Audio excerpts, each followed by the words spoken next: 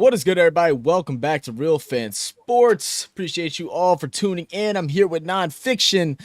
What is up, Non? Not much, brother. How are you doing? What's good, Oh, everybody? What's good? Welcome back to the channel. doing great. Having not Nate riding our asses in our fantasy league comments right now. We're coming, Nate. We're coming. We're trying to come up with a way to fix the issues with everybody being off schedule with the when the fantasy draft is going to be and all that great stuff. But we're here, and it is going to be on Friday at 7:30. I believe is what we still have it scheduled as. I think 7:30, if I'm correct.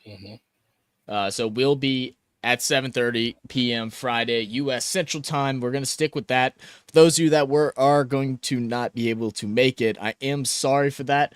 Unfortunately, it is hard to get everybody in sync and get together at one specific day for one specific set of hours when there's people from all over, not just the United States, but also in different countries. So we're going to go ahead and run with it. It's going to be a fun one. I'm excited for fantasy this year. I'm not taking it easy. This is actually the only fantasy league that I'm doing this year. So that means I don't have any distractions now. I'm ready to come for blood. And I'm gonna talk all this stuff, right? And then I'm still gonna come like second to last or something like I'm not gonna make playoffs. But if you come second last and you have no other fantasy that you're in, oh yeah, you're talking trash. I'll tell you what, if that happens, I'm not even competing next year. I'm just gonna manage. I'm gonna be like, look, anybody, I'll be a what do they call it? Like a consultant, but it won't be a consultant because you're gonna take my opinion. It's gonna be a consultant that you're gonna be like, okay, he said that, I'm gonna do opposite of him. There you go. Now you win. Herding cats, I tell you. It's like herding cats, man. Well, Nate, I told you, herding cats is easy, bro. I mean, I can call like 3 cats come jump up on my lap right now. But all you need is a little catnip. They come running, bro. But we're gonna manage. It's still gonna be fun, and that's the one thing I hope for those of y'all that those are the people that are in our fantasy league this year that are also new to fantasy. Realize, one, it's a free fantasy league. 2, if you can't make the draft, I know the draft is fun, it is exciting and stuff like that, but it doesn't mean you're gonna lose, because if you know how to work the waiver wire, auto draft normally does a pretty decent job for the most part. You can even go in. You can go in and you can set up your own list of like top rankings and stuff like that of all the players. If you really want to go in detail and make sure you get the guys that you want or guys that you absolutely don't want, throw them down at the bottom of the list. That way, you'll still have a team that you like. See, I was trying to think. Do we have anything else to kind of cover before we get into it? I think that's pretty much everything. Not really right now, no. Yeah, I don't think so. Huge shout out to everybody. We're at what is that? 55 subscribers away from reaching that 4,000 mark. We really want to hit it before the start of the NFL season, so we got a couple weeks. So I think we should be good to go for that. I'm excited about hitting that 4K mark. Only 1,000 off where we thought we'd be. I'm not really mad at that because we shot for the stars with 5,000. We're gonna get 3,500 subs in like 2 months is what we thought, bro. We jumping the gun. I'll take the 250, the 2.5 we got. Nate says it's fun for all you guys. Playing for second is fun. Yeah, well, Nate, that's why you enjoy it, bro, because you play for second. Like, we gave you last year's, we know you kind of jacked it off Skyla's, but, it's okay. Skyla, Nate, by the way, Skyla is still, like, extremely butthurt. Every time we talk about fantasy, she still brings it up. She's like, it's bullshit. I should have won. She tells people, like, at her work and stuff like that, they're like, oh, you do fantasy football? She goes, oh, yeah. She said, they're like, you any good? She's like, well, I should have won last year, but Nate cheated. And they're like, who's Nate? And she goes on a full-blown rant about it. Like, but Aussie got. But Nate won fair and square. It was the rule. We all agreed on it, yeah, so he won. Rules, so I mean, it's unfortunate how it played out, but it's how we decided to go with it, and it worked in Nate's favor. It was based on the rules, so it was legit, and there's no foul play to be had. That is definitely it. But we will get things going in just a second. The last thing I want to say is and I'll mention it a couple times in the stream as more people jump in that are taking part in the draft this year. We do have a Discord channel. Please go and join it. I believe we have just 6 of the 12 people in. I know a couple people probably won't join, as said from the other Nate. But I think Charles still needs to get in. A couple other people still need to get in. We will possibly be doing some like join-ins where you can come join in the channel and talk during the draft and different things like that. We're going to try and create some more activities with that, as well as things in the future. Because when we do debate shows and stuff like that, it's not like we're going to be able to bring everybody up on camera every time we do it. So if we have a room of like 5 or 6 people wanting to do a debate show, it's probably going to be done with y'all speaking from Discord. So join that Discord. It's a good thing to do anyway. What up, Carlos? Carlos in the building said, "What's up, fellas? Here's to a great stream. Good luck on your family league this season." Hey, Carlos, appreciate that, man. You doing a league this year? And how you been, brother? And as everybody knows, we say it every time, and Carlos always shows the love back to us as well. If you aren't subscribed to Uneducated Sports Talk with Carlos and PJ, I don't know what you're doing. They are the best duo on YouTube when it comes to all things sports. My goodness, their commentary is great. Slim South jumping in the building. What's up, Slim? How you doing, brother? About PJ. We know PJ is the star of the show. I can't forget about PJ. I don't want to be going into stream and all of a sudden I get yelled at by PJ because you forgot to mention. Hey, I said PJ. So, I thought, right? Didn't I? I think I did. I don't remember. I don't know if I heard you say PJ. I think I said PJ. I think I said PJ. But Slim, I'm on your business tonight, man. I got a little red wine. It's not Friday, it's Wednesday, but we're gonna play out with it. What's good, everybody? And I saw Nate said one more thing, and we'll get going. It said Damar Hamlin nearly dying played a part. Yeah, I mean, that's facts. That is absolute facts. Carlos said, "Oh yeah, I'm the commissioner of my fantasy league, year number 7. Dang, Carlos, that's crazy. Yeah, we were supposed to go on to year 5 with my family league, but everybody has just been like in chaos this summer and stuff like that. We try to get everybody to get together and do it, and it's just not working. No one's answering text. So we gave up. So this is the only one I'm in. So we're going to have some fun with it. PJ is definitely the star, without a doubt. Zach, I got the wine, Slim. I got the wine. But let's go ahead and pull up our little slide here. Where did I put it under? Reactions. There it is. Oh, not Titans. Who the heck wants to do Titans first? We're going to have people click out as soon as they see that. Most leagues don't even have tight ends. That's how, little people like them. I have a couple friends that refuse to join leagues if they still use tight ends, and I'm like, well, if you have a 12 team league, you're gonna be running with 3rd and 4th string wide receivers if that's the case. If you're running 3 wide receivers for starters, it's insane. That's kind of interesting, especially being that they actually do play the game. Mm-hmm. I don't like it. I don't like it at all. But so this is what we're gonna go ahead and do. On the left side here, we have the sleeper.com's ranking for the different positions. We got quarterbacks, running backs, wide receiver, tight ends, kickers. We aren't going to do kickers today. And defense. This is what they have preset as where they rank their top quarterbacks. And what we're going to do is we're going to look at these names and we're going to come up with our own top 12 list. You can steal it if you like. I don't always suggest it. I haven't won fantasy in about 4 years. I think it's been the last time. So, but feel free to take some of this advice or ask questions if you are new to fantasy and want to know why we do this and how we go about it. I know we had a couple of guys that were brand new. I'm not sure if they were able to come pop in here yet, but if you are in here, feel free to answer questions, and I'll gladly try and help the best I can. Carl said, "Man, I'm relaxing, big chilling night. Got my drink and my 2-step." Oh, what you sipping on, Carlos? I got my drink and my 2-step. I ain't heard that in a minute. Nate said, "I could have just taken the win, Skylar, but I gave you a second chance from the niceness of my heart and proceeded to waffle stomp you into oblivion." Sorry, that's a waffle stomp. It's a waffle stomp. That's crazy. It's the worst kind. I guess so. All right, so let's go ahead and let's go through some of these names, man. Like I said, this is the list that they have. I'm already, in the fence of not agreeing with all of this fully, but let's see what you think. I mean, I think Patrick Mahomes is like the obvious number one. He's done it consistently years. Man, they run a high octane offense, throwing the ball, scoring a lot of points. Like you can't, if you can get Patrick Mahomes, you want to go ahead and get him. So we're gonna go ahead and put him up here. Can I fit his whole name in here? I think I can. And also in chat, you guys let us know who you think your top choices are.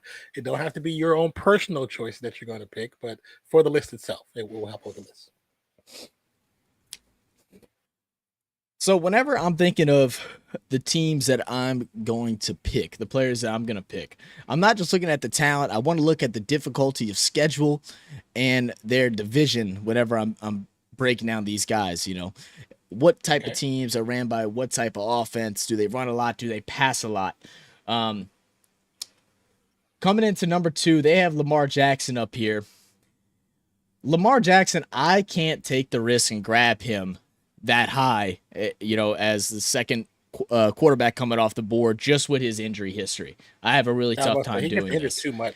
Yeah, it's too much of a risk. I mean, he stays healthy. He might outscore Patrick Mahomes if he stays healthy for a full season. But we don't know if he will. It's too high of a risk.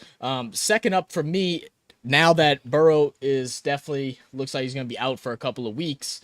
I'm between Jalen Hurts and Josh Allen. What's your thoughts on your second? I mean, Jalen Hurts and Josh Allen's not a bad choice. I mean, I know most people across the country would probably say Josh Allen. So, but you see, what's the like? I would also, like you said, the strength of schedule. Whose schedule was the most difficult going forward between those two? Well, when you think about Josh Allen, you're talking about playing New England twice, Miami twice, Jets twice. When you talk about Jalen Hurts, Commanders twice, their defense has gotten better. Dallas twice, who could possibly have a top 5 defense in the league this year. And then Giants twice, which defensively I'm not all that. I mean, they're okay.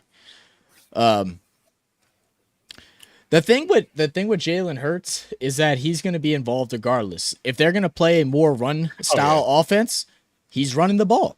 If they're going to run a more pass style offense, depending on who their matchup is, well, guess what? He's going to throw the ball. The other thing is that their defense this is where you can go one way or the other. Their defense is so good that sometimes they might start dialing it down in the second half because they're already ahead by so much. But at the same time, their defense is so good, they're going to have that ball on offense a lot. To kind of piggyback off what you're saying, I hear what you're saying. I understand what you're saying, but when you look at, like I said, I'm going to go by strength of schedule because it's not just the teams in their division that's going to cause the havoc. Right now, they have one of the, I guess, top 4 most difficult seasons going in for Buffalo. Yeah. So numbers wise, I'd probably go with Jalen Hurts. That's where I'm at too. Of Jalen Hurts, they're at 13th most difficult season. So that's what I would probably go. Yeah, that's kind of where I'm at too. I mean, Jalen Hurts was a guy that I slipped and grabbed in a late round. He was like one of the I think I got like the third to last starter off the board for a quarterback. I went and grabbed him, and he ended up doing great things for me. I think he does the same thing this year. And then falling right behind him, you got to put Josh Allen there. Coming up at number 4. It's where things get interesting. We still haven't dropped Lamar Jackson into this list yet. Herbert's there, Fields is there, Burrow's there, Trevor Lawrence is there, and then there's also a couple other quarterbacks, but I don't think they quite fit the bill yet. I think we're still in this realm of Jackson, Herbert, Fields, or Burrow. So I want to say Lamar or Burrow, and the reason for this is because most time in fantasy, it's okay. Like quarterbacks normally put up what and what. That's why people don't go and grab quarterbacks in like the first and second rounds, unless the rare times with like Patrick Mahomes, you may grab them as a late second or an early third.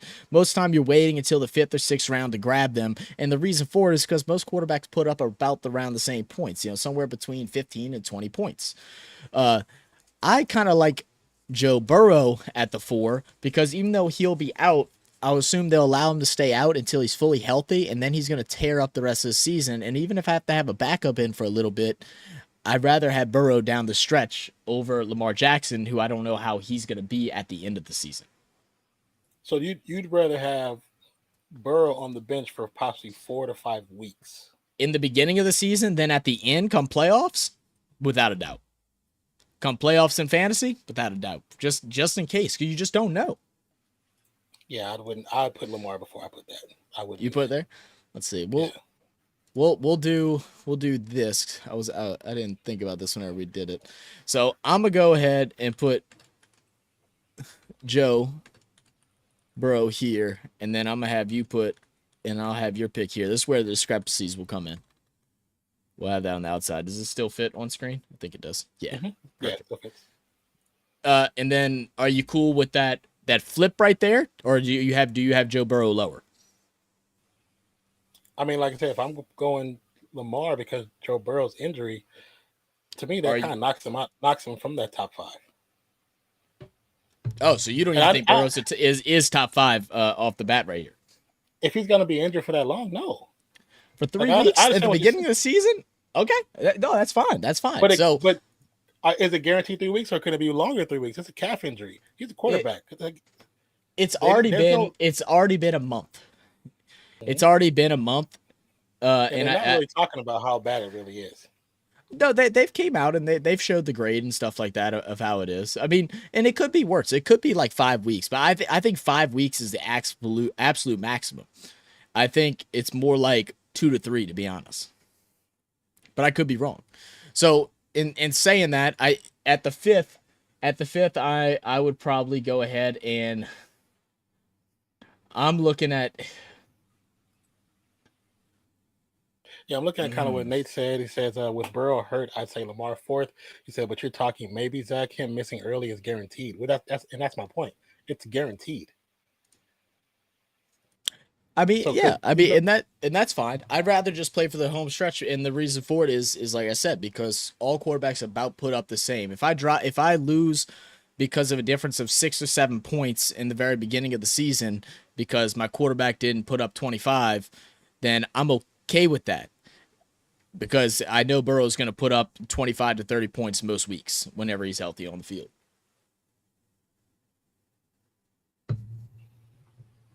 So we'll keep pushing. We're gonna have differences, and that's why we have this list, and that's why the list that's on all these different websites. Why I always tell people go and make your own list, because you have a different opinion. I mean, according to the experts, the hired people that get paid to make these lists, this is what they got right here on this Sleepers app.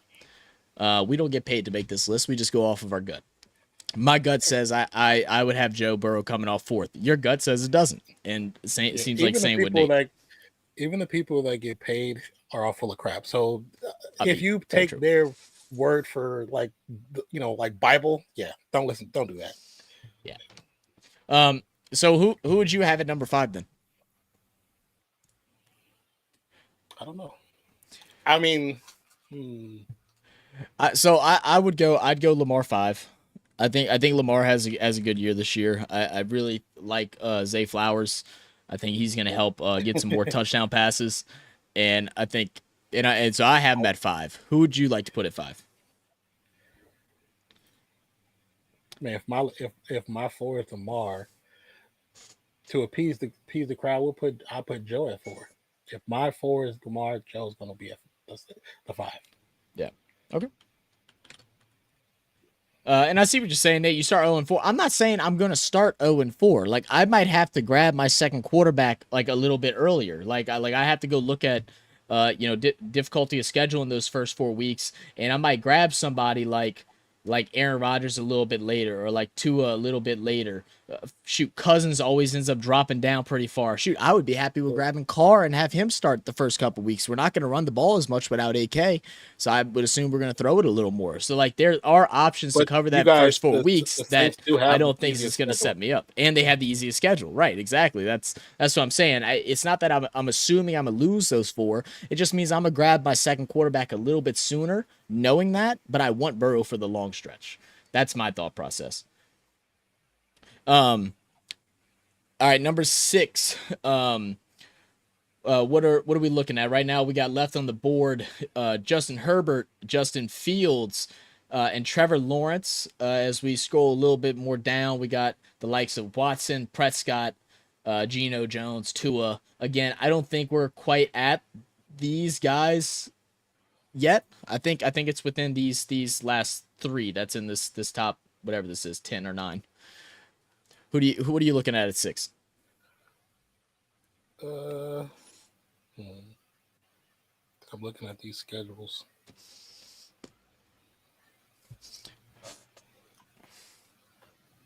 You know, I'm gonna say something, and I know what Nate's probably thinking. Nate is probably thinking about where he'd go and grab Justin Fields.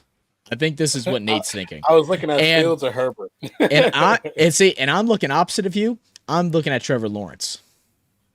And the reason for it, weak division, chaos in every team that's in his division basically right now. And he's continuously moved up the charts each and every year. And so I think Fields could be there, but I like Trevor Lawrence right there. So that's what I'm going to go with him. What are you thinking for your number 6? I would go Fields. I would go Fields. You go Fields? Yeah. I'm right there with you. Let's see. Slim said, with healthy weapons, Derek Carr is number 5. Nate says, Slim South, are you high? Level Carr ain't top 10.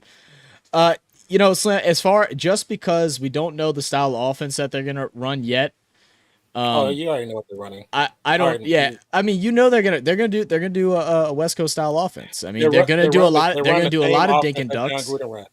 Yeah, they run the same exact offense. They're gonna do a lot of dink and dunks. There will be a couple of long balls thrown every once in a while, but you're not going to get a whole bunch of bonus points from Derek Carr. Like, he's going to float between low 13 to 15 points, but he's probably going to average around 17 points per game if I had to guess. I don't know if that's enough to put him in the top 10, but he's really close for me. But we'll get there in just a second. NFC, AFC is irrelevant. This is fantasy guy. Let's see. Some said we are family. No, Jalen Hurts is the best scorer in the NFC. Behind Hurts, who you got? Oh, yeah. I mean, yeah. It's definitely a little bit different. It's not about NFC versus AFC. So this is fantasy points wise. So it's a little bit different how you judge it. It's more of who they're playing against. Not really who's. This isn't like the top quarterbacks in the league right now. This is definitely not this list. This is just who we think would score most, because I definitely wouldn't put Justin Fields at number 7, and I'm sure Nan wouldn't put Justin Fields at number 6 if we were talking about top quarterbacks in the league right now. Oh, no. This is based off what I think the script's going to be like. Yeah. So I got Fields at 7. Who do you got at 7? I know you said you were looking at Herbert. Are you thinking Herbert over Lawrence? Hold on. Actually, go Lawrence here. You want to go Lawrence here? All right. Yeah. Let's see. Nate says Fields could be number 1 or he could be number 15 by season's end. It's up to you when you gamble. Yeah, it's definitely a gamble. A gamble, Nate. You're definitely right about that. All right, number 8. I think. Let's see, Herbert or any of these guys that are kind of in this range. Would you take Tua over Herbert? I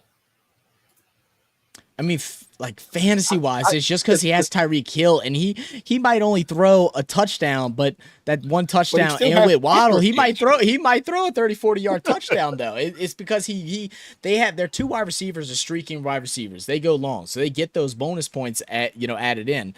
That's why I'm looking at it. I think safely I would go Herbert next, but I could see like a Tua, possibly sneaking in there. I don't think any of these other guys though. My issue with Tua is his accuracy is so horrible. Yeah. And he's had some times where he's looked pretty good, but also has a lot of times where he just not had. His first play of the preseason was an interception. His first pass. Let's not talk about that. Derek Carr can put up fantasy points. He went 24 touchdowns, 14 interceptions, and got benched. Oh no, he can definitely put up fantasy points, and I think he's gonna put up some decent numbers. Derek Carr, even at other than his like top year, has always kind of been like in that middle range of fantasy quarterbacks. From my experience of playing, he's always been kind of in the middle of when the pick gets. Because this is the other thing. Whenever you're thinking about ranking your quarterbacks and stuff like that, you also want to think what everybody else is thinking. So Derek Carr would be a guy that I'd go reach up and grab either as my second quarterback, or if I don't want to grab an early quarterback because my first couple that I really wanted are already taken, I might wait until the 8th round and go grab Derek Carr and be completely fine with that. That is definitely something that does happen. You don't want to jump the gun. You got to think what other people are thinking when you're making this list as well.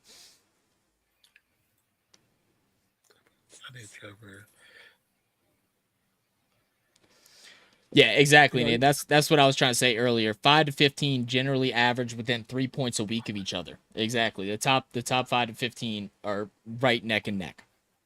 That's why Derek Carr can't be a top 5 because I think he's right in that middle section. So what do you think for number 9, Non? I think we covered everything that's above this. Oh, Watson.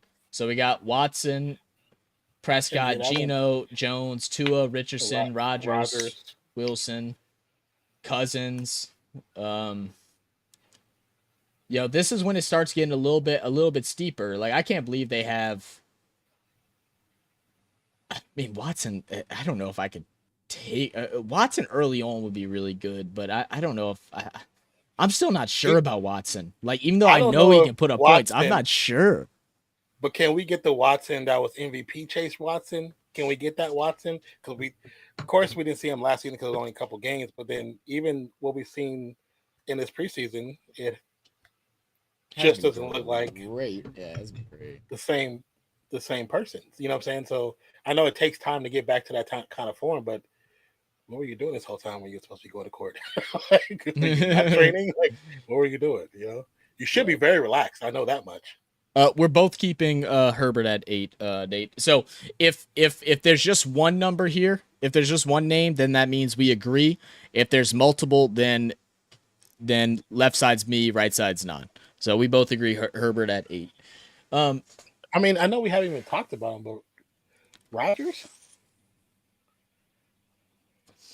I know the potential's there, but I'm still not. I know you're high on that team. You're high on the team. And I feel like once you get past really the top 7 of them, you got to start going for kind of safe bets, and Rodgers is, what Rodgers is going to do. He had a poor fantasy season last year, but I mean, Rodgers is someone that I was thinking about at this spot. Low key Cousins is kind of a guy I'm thinking at this spot a little bit. Tua is kind of someone I'm thinking there. I don't know if I want to jump on the bandwagon and grab Geno early. I think people are going to overbite on Geno, and I don't agree with an overbite on Geno. I would love to have Geno as my backup, but I don't know about it as my number 1. And that's what we're looking at. We're in a 12 league team, so this is all potentially number 1 quarterbacks. You're thinking Dak then Watson? Roger below 2, or Richardson and Jones is hilarious. Yeah, Richardson and Jones up there is actually hilarious. I don't know why Richardson's that high. Yeah. And Daniel Jones, I don't mind either, but not as a starter. Like, I want him to be like my def backup for certain games, certain competitions. But when you look on a lot of some of the big sites, they have Richardson at number 10. And I'm like, really? I just don't know why, because he's gonna. The thing is, he's gonna make mistakes. Like, they're doing that because he's gonna be the main point on offense. Because now, especially with possibly the running back leaving, he's gonna run the ball a lot. He's gonna have those different options. Give me one second. Yeah, I mean, because even though their schedule is like top third weakest schedule, but still, it's like he's a rookie coming into the game. He's a rookie. Exactly. I'm deciding between Dak. I'm deciding between Dak, Tua, and Rodgers. Do you have a name? Let me see. I'm just gonna throw one in there. I think, and I might change this before Friday. There's no telling. I'm gonna use this and finish filling this out later. Dak, Tua, Rodgers. Dak, Tua, Rodgers.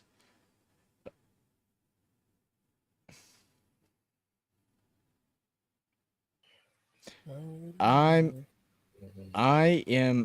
think I'm actually gonna go Tua. So you think going Tua? I think I'm actually gonna go Tua. I don't know why. It's kind of a gut. It's kind of a gut call. I'm going Tua here. Okay. I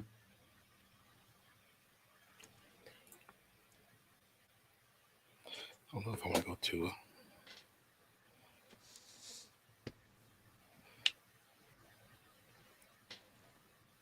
It's a difficult one, to be honest with you, because Tua right there. It could flip anywhere between these last few, Yeah. man. The last few really can flip. You know, it's more of it's just your gut. Like, who you feel like is gonna have a better season? I mean, what's left over, it's like, because They're all up in the air. I don't trust Dak for nothing. Yeah, I'd rather say, hey, Daniel Jones before I say Dak Prescott. That's bad. It is. But Dak has the most interceptions of all time. So yeah, I'm gonna throw a wrench. I'm just gonna put Kirk Cousins there. It's just gonna throw a wrench and put Kirk there. You know, I'm really not mad at it. I'm really not. Justin Jefferson, the other wide receiver that I forget his name every single time, and then I will remember it after the stream. But the guy that came in like at the final third of the season that started playing really, really great. That's inevitably the one that's replacing the wide receiver that went to Carolina. The white boy. Oh yeah, Nate. Dak he has some weapons. I just feel like Dak is so interception prone. It's ridiculous, man. Yeah. All right. Number 10, and Nate is like convincing me on Dak right now, but I have such a hard time putting Dak. And I keep forgetting about Watson too. I just don't trust Watson. That's my thing. I just don't know. Like I feel like might be something that I regret is not grabbing Watson early, but I don't trust Watson, and that's my issue. I trust Dak over Watson. I'm thinking between Dak, Rodgers, Adam and Thielen. then Adam Thielen. Thank you, Adam Thielen. Thank you.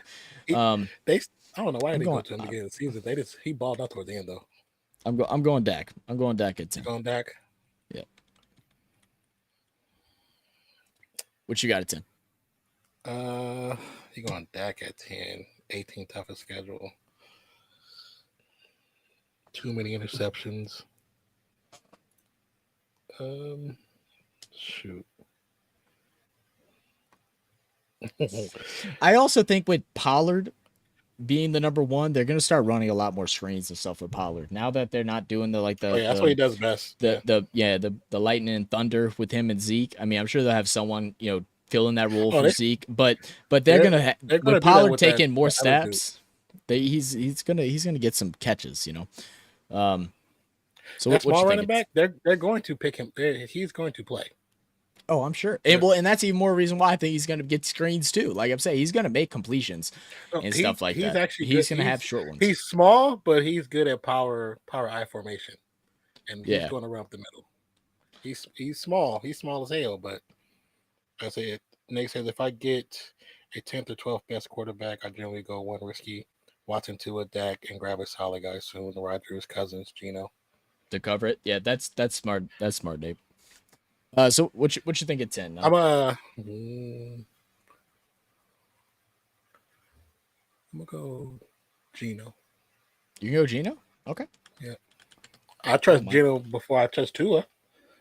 Hey, I don't mind it. I don't mind it. I mean, look, Gino's got some weapons, bro. Lockett, Nick Jigba, even though like he might miss a week or two, and Metcalf, like man, he's got some crazy weapons. So I'm not mad at that. DK has got to be DK and stop worrying about everything else. Man. Yeah, he needs to stop trying to be Mr. Drama Boy. Like I don't know why all of a sudden that started. I blame it on that binky mouthpiece. That's what I blame it on. That binky mouthpiece. He changed ever since he started wearing that stupid ass thing. I don't know why that even became cool, bro. Like I don't know. All right, number 11. Number 11. I'm going Kirk at 11. I'll put Tua there. Put Tua at 11. I'm not even gonna try and spell his last name. And then at number 12, At number 12, I'm gonna throw a wrench in there, bro. And like I honestly could even put him higher, but and like this is not just. I mean, it is because I'm a Saints fan, but like I really do like Derek Carr. I think Derek Carr is not gonna have a phenomenal. Like I don't think he's gonna like outdo everybody else, but I do see Derek Carr throwing for like 4,200 yards this year. I've seen him having 20 plus touchdowns and having no more than like 11, maybe 10 interceptions. Like I think our team, just with the weapons we have, I think Derek Carr is going to benefit from it. And they're starting to run screens with AK again. Derek Carr is someone that in a list, I don't want to put him higher, but whenever it comes to the draft, if these first 5 to 7 guys, or I'd even say 5 to 6 guys are gone already, I might grab Derek early and have all y'all call me stupid and then just hope it plays out. See, for my personal list, I would put Carr higher, but just for the sake of the live stream, I didn't do it. Because I know how good Derek Carr is. I don't care what anybody says. I know how good he actually plays. I know how good he is. No matter what Nate says, no matter what anybody says, I know they're gonna talk their trash. Derek Carr is good, so I don't care. Yeah. So you're cool with Carr at 12 too? Is that what you're saying, or you have someone else in mind? Left on the list from here we have Deshaun Watson. You still have Prescott. You have Daniel Jones. I don't think we're putting Richardson up there. You got Rodgers, Wilson, Goff. Actually, I think that's kind of it. I don't know if I trust any of the rest of the guys. I'll put Rodgers right there. You put Rodgers right there? All right, we'll go Rodgers. Yeah. Aaron Rodgers. Slim says Dak folds in big moments. Slim, once again, this is fantasy ranking. Dak folding is irrelevant if you've given you 25 points already on the day. Yeah, I think that's like the hardest thing of like I had to when I first started doing fantasy is judging like how a player plays and then how they play in fantasy, because it's two very, very different things. Because Dak has, I think last year Dak had a game where he had like 35 points, but they lost by like 2 touchdowns. Like it's just how it works sometimes with fantasy. Like you got to kind of look past that. The reason that I worry about Dak is because they play the Eagles twice. But I think their offense is strong. I mean, I do like their weapons. Like I think CeeDee Lamb's in my top 3 wide receivers, which we're going to get to in a second. So I'm comfortable with Dak right there. Slim said we are Non-P said he don't trust Dak. Yeah, a lot of people don't trust Dak, man. A lot of people don't trust Dak. And I understand, you don't really go off of your feelings towards players, but it's my choice, so that's what I do. Oh yeah. So I would wouldn't pick that. So this is the quarterback list for the top 12. Like I said, we are doing a 12-person league this year, so that's why we're just doing the top 12. But if you're making your own list, normally I recommend people, if you like making your own one and you don't just like going off of whatever website that you're using, I like to do however many quarterbacks you're going to have on your team. You're going to figure you're going to have 24, so I normally try and do a top 24. It does get a little crazy at once you get past like 15, 16, but we're going to stop at the sake of top 12 right here. Oh, Zach, I'm talking about numbers too. Oh, I feel you. I feel you, Slim. I feel you, Slim. That's why we all have different opinions with this one, baby. That's why we do it. And that's why you have winners and losers, bro. So let's go ahead and jump into wide receivers next. Skip over running backs. I got those two mixed up. WR1. They have it set as Justin Jefferson. I mean, can we? There was a point that I would want to argue that Chase might jump in front of Jefferson, but with Burrow being out early, I think Justin Jefferson is the obvious number one, unless you see something differently. I mean, I kind of still agree with the Jefferson being number one. Yeah, same. Let's see. I need a. Can I stop? Put that to like right there. Okay. All right. So we'll go Justin Jefferson number one. Number two. This is where I honestly think this year with wide receiver, number two can kind of go all over the place. You know, because they have Jamar Chase there at number 2, which I think is obviously a solid pick. But I think just as solid of a pick is Chase, Hill, Lamb, uh, and Antonio Brown, maybe Diggs as well, especially after the complaints last year with Diggs not getting his touches. I would assume they might make some differences. I mean, Nate might know the scoop for that since he's a Bills fan. If they're working on getting Diggs a little bit more involved, especially when they're struggling. It feels like when they're struggling, they try to go deep to Davis instead of just getting Diggs the ball. You know, which I think they should. He's their playmaker. What do you have for number 2?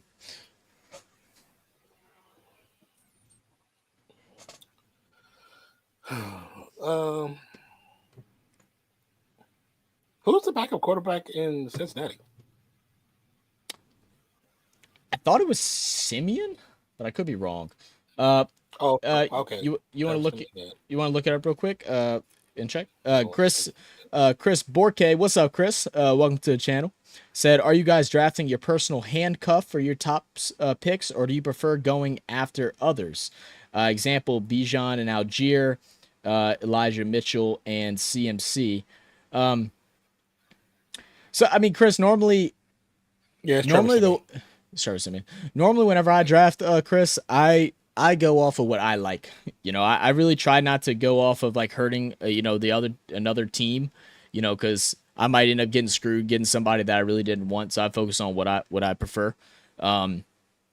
If someone gets Bijan early, gets early, and I want to grab Algiers just to try and cuff him in case Algier takes that or one spot, or the Elijah Mitchell CMC thing. Just those examples. Obviously, we're not sure if those will happen. I don't think Algier is going to take Bijan's number 1 spot, but I get what you're saying. But I typically don't. What about you? What do you think about that? Nate said Slim taking Mike Thomas first round. Okay, Nate. Slim, if you haven't figured out yet, Nate is like he doesn't like being called troll. He's just like a top tier like shit talker.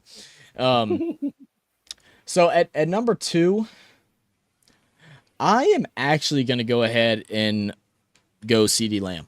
I really like CeeDee Lamb. Really? I am. He's the first person that Dak looks at every single time he takes the snap, and it doesn't feel like it matters who's guarding him. He gets the ball one way or another. He always gets targeted at least once in the red zone.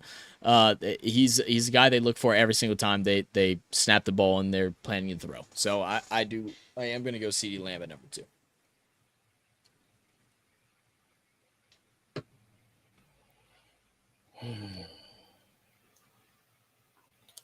As much as I'm not sure about the choice, I probably would stick with I'd probably go Tyreek Hill. Tyreek Hill? Yeah. I don't mind that either. Number 3, I'm going Jamar Chase. What you think for number 3? Chris says, I like CD, but I don't like Dak. I'm the same thing with you, Chris, but like, it don't matter. Someone's got to catch the ball. They got to throw the ball. Someone has to catch the damn thing. Watch, it's going to be the tight end. It's going to be running back and tight end. CeeDee Lamb will get the ball to like game 6. I guess I'll put Chase there. You put Chase there as well? Okay. Yeah. All right. Number 4, we got is Cup back. Officially back. Who? Cup, is he officially back? No, he's still hurt. I don't know what the extent of his injury is, though. He is still hurt. Well, because I saw him in the interview during the last game. He said he's supposed to be suiting up, so I don't know how bad that's true or not. Well, that's good. I don't know how true that was. The problem with Cup is that the problem that I have with Cup is that there's no one next to him to try and distract anything away from him. And it's not like he's a big body receiver. Like he relies on his quickness. So like his quick routes and stuff, he might be able to work, or a couple go routes every now and then.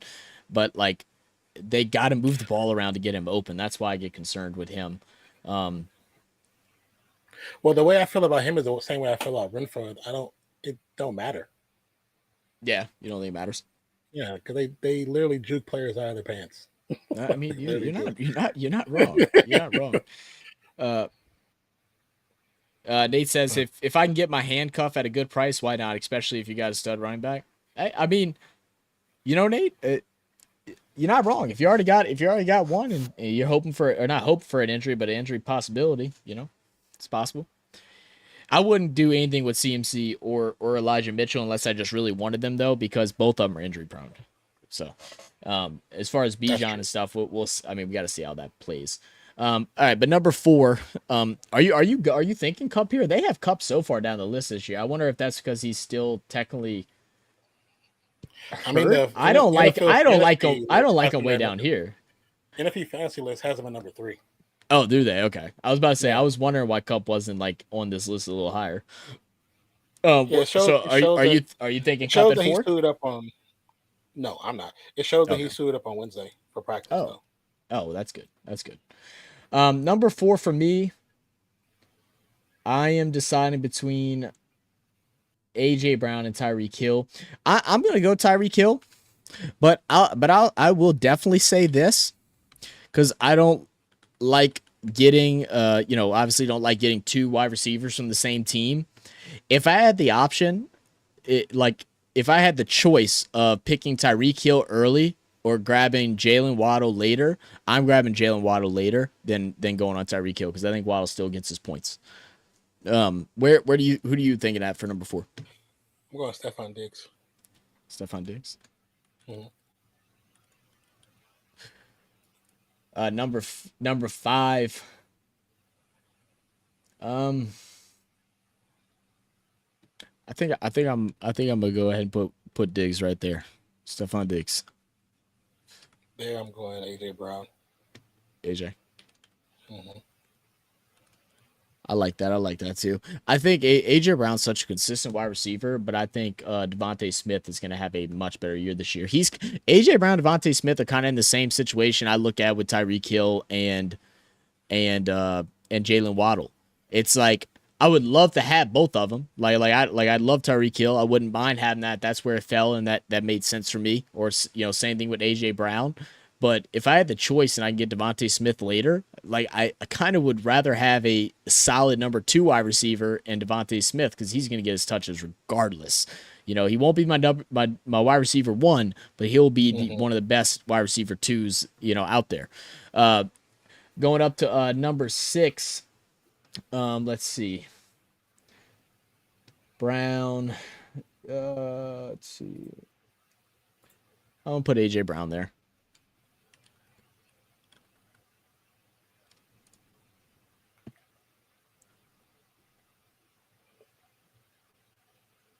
I'll put Lamb there. Lamb? I forgot you hadn't put CD anywhere yet. All right, well, I'm good. I don't have to worry about non getting CD Lamb from me if that situation comes up. I got him like 5 spots ahead of him. It's okay. He won't get the ball because he'll be going opposite direction for pick sixes.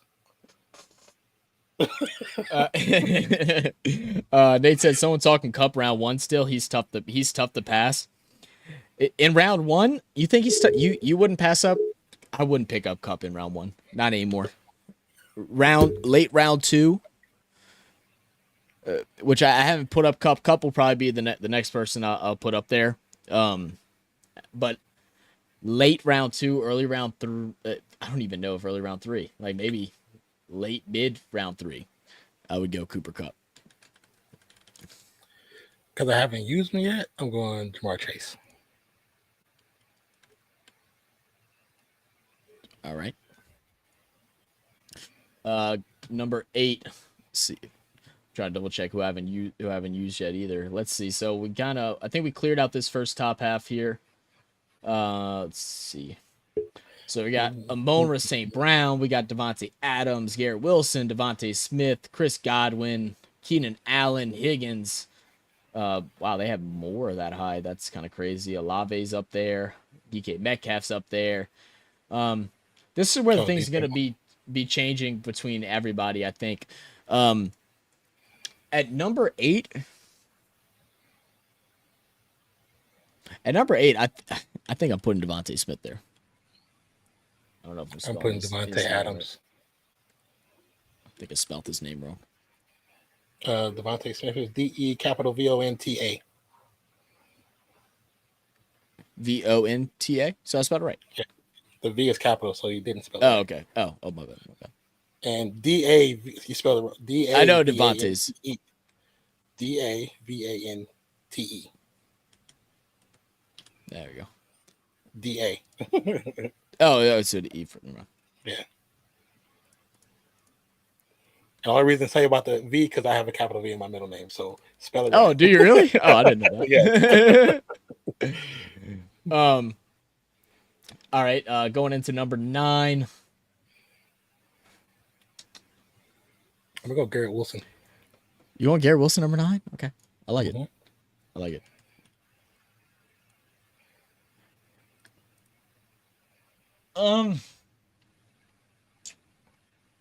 I'm deciding between. Devontae Adams. I don't have Wilson there yet. Adams, Allen, and I kind of like Amon St. Brown, but I think I can get away with him a little bit later. Is kind of my thought process with this. I'm gonna go Keenan Allen. I'm gonna hope he stays healthy, and I'm gonna go Keenan Allen here.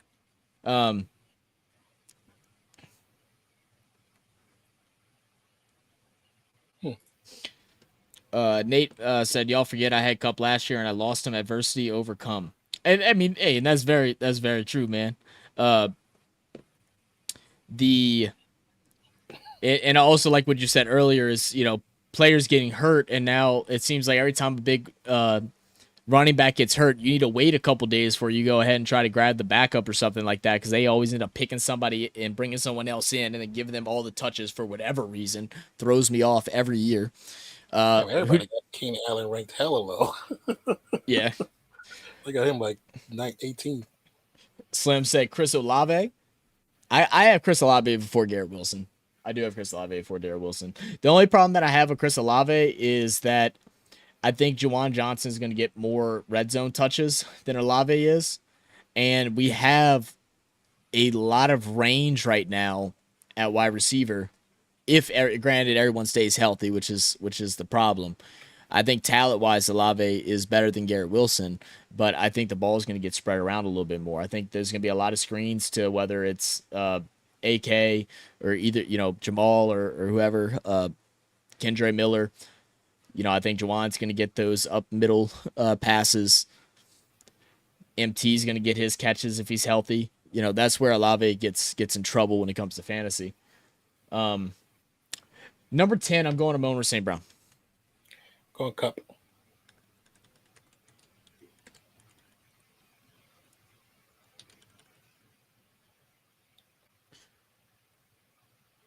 All right, number 11. I haven't put Adams there, so I'm going to go ahead and go Devontae Adams at 11. I'm going to go Jalen Waddle. Ooh, okay. I like the duck walk. You like the duck walk. Uh-oh, Edith in the building. How you doing, Miss Edith? Hello. Wilson's early second round on ESPN. I don't take him, but others do. Do they really? That's interesting to me, Nate. I don't know if I would take him that early either. Who's the other wide receivers there, though? I mean, he is probably the obvious number 1, right? Garrett Wilson training against Sauce Gardner every day, and a Joe Flacco, White, and Wilson quarterback situation is a very high accurate passer with Rodgers. I'm on the Garrett Wilson hype for sure. You might be honest on. I didn't even think about his competition and who he's working with. Now I don't know how he's looked at camp. Do you know, Chris? Has been looking good against Sauce? His backup is Randall Cobb, and across from him is Alan Lazard and McCole Hardman Jr. Yeah, see, Lazard's going to get a lot of those passes, too. He's going to split that ball. He's currently questionable, though. Lazard is. All right, number 12. Let's see who. All right, y'all convinced me on Garrett Wilson. So I can't believe I let y'all do that. Lazard has an undisclosed injury. It says isn't expected to miss significant time, but yeah. Okay. What up, Skylar? Slim said Jalen Waddle is nice. Jalen Waddle is nice, man. Yeah, I like Jalen Waddle. All I don't let my team influence fantasy guy. Irrelevant once again. Leave your colors at the door. Well, Nate, that's easy for you to say, bro. Because you've kind of popped around, bro. You from Australia. You're a fan of the Bills, but you're from Aussie, bro. You ain't got that blue and red blood coming out you. I'm just messing with you, brother. Who do you got at 12? Yeah, I would say I understand what they're saying, but just it's when you've been cheering for a certain team for so long, it's hard to just do Oh, that it is. immediately. It's so hard. I hate like I say I hate it. It's always fun, but like if you've ever joined, so like obviously a lot of the fantasy leagues that I've done have been with my friends and family, so it's like mainly New Orleans Saints fans. So Saints players they drop like freaking flies unless you're in like a high money one, then they don't. But like if you're doing one for like 20-50 bucks, our number one running back, wide receiver, quarterback, tight end are all gone before the 5th round. Like every single one of them. Like and and most of the time they shouldn't be, but that's just how the cookie crumbles with that kind of stuff. Saint Brown can go there. St. Brown. Yeah. I think I can't remember if the asterisk is it 2 asterisks in his name? I think it might be. In his name? Isn't it a asterisk Moan and then another asterisk Ra?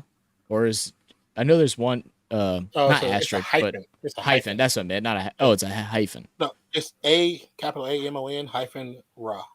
Oh, that's what it is. Okay. I'm on Ra like the Egyptian god. Yeah, like that. Okay. Yeah.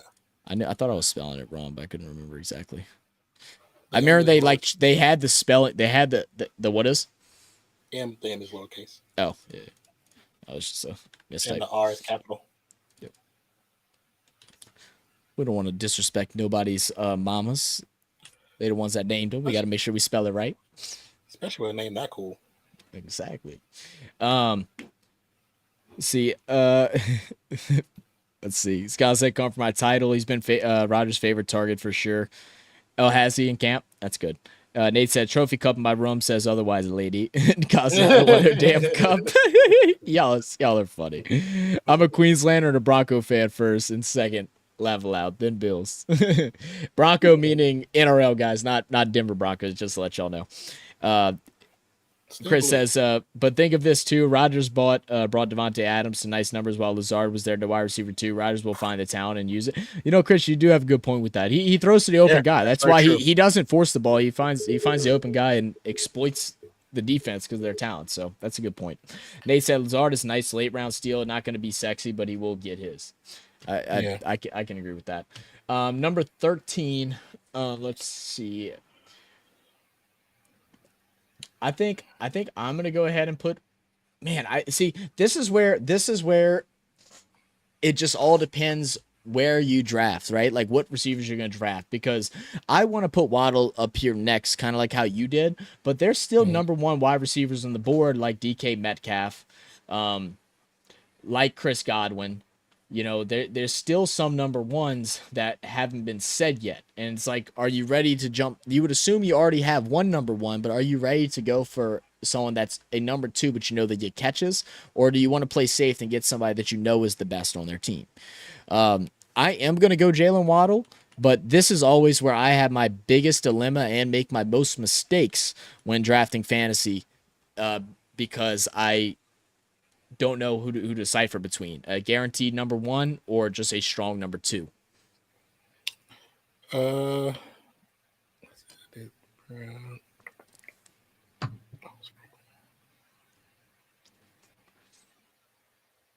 I missing? Oh, Devontae Smith. Devonta Smith, or however it was Devonta or Devontae. I think it's Devontae. All right, Devontae Smith. Number 4. We're still good. Everybody can see this still. All right, I'm gonna scrolling down. We'll go to there. All right, number 14. I'm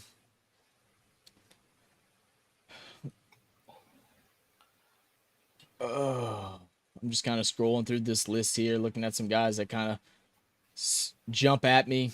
Debo Samuels. Man, they have Debo Samuels really back there. I'm not picking any wide receiver from I'm not picking a wide receiver or tight end from Atlanta. I'm just not doing it. Why not? I really Yeah, yeah. Trust. Ritter's great. He's a great Oh, quarterback. but you just picked somebody who's going to be getting the ball from Baker Mayfield. Baker Mayfield is What? named starting QB for Tampa Bay. I didn't pick Chris Godwin. I just mentioned his Didn't name you because say? I read it. I Oh, just read it. I No, thought you was no, going. I no. thought you was putting him Hell down. no. I didn't even. No. That's why I was like, you actually picked No. that. No. I was No. looking at your list. I No. heard you say your name. I thought you took it No. down. No. I was like, God no. God no. I God was no. like, noted. God no. God no. I know it's not I, the sexy pick, but I'm gonna go Olave. you're going to Olave? Yeah. I think I still have Olave a little bit later on my list. He's gonna be important in the car. So Yeah, you're not wrong. You're not wrong. and no car likes it out, and Olave is going to be the proper option.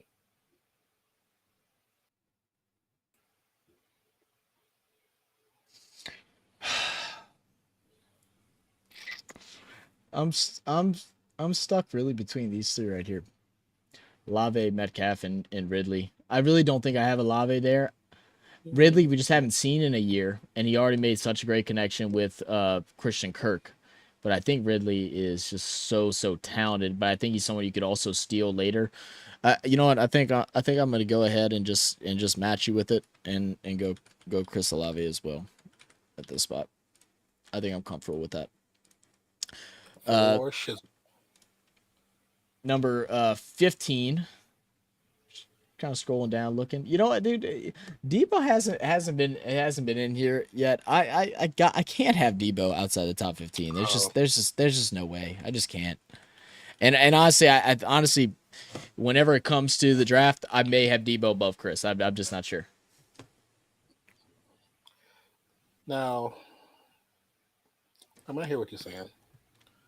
No, Chris. Tight ends will come at the end. After this, we're gonna do running backs, and then we have tight ends. Is Purdy the for sure starter? I think so, because there's actually word that they're trading Trey Lance right now. They've been shopping him. I don't know if it'll happen before the season starts, but it'll probably be before the deadline, if I had to guess. Oh, so that's not a rumor then? I don't think so. I've seen it pop up on multiple reports recently. Okay. Can you scroll up real quick so I can see? Oh yeah. Oh, up here, yeah. Oh, just yeah.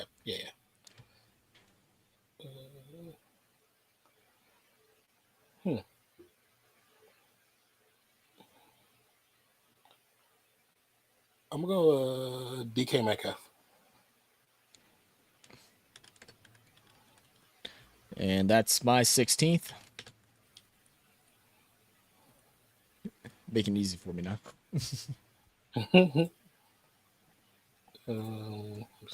I might throw a crazy one at 17. Y'all might look at me stupid, but I think I will. I mean, they already look at us like we stupid, so it won't be nothing new. Hey, that's fair.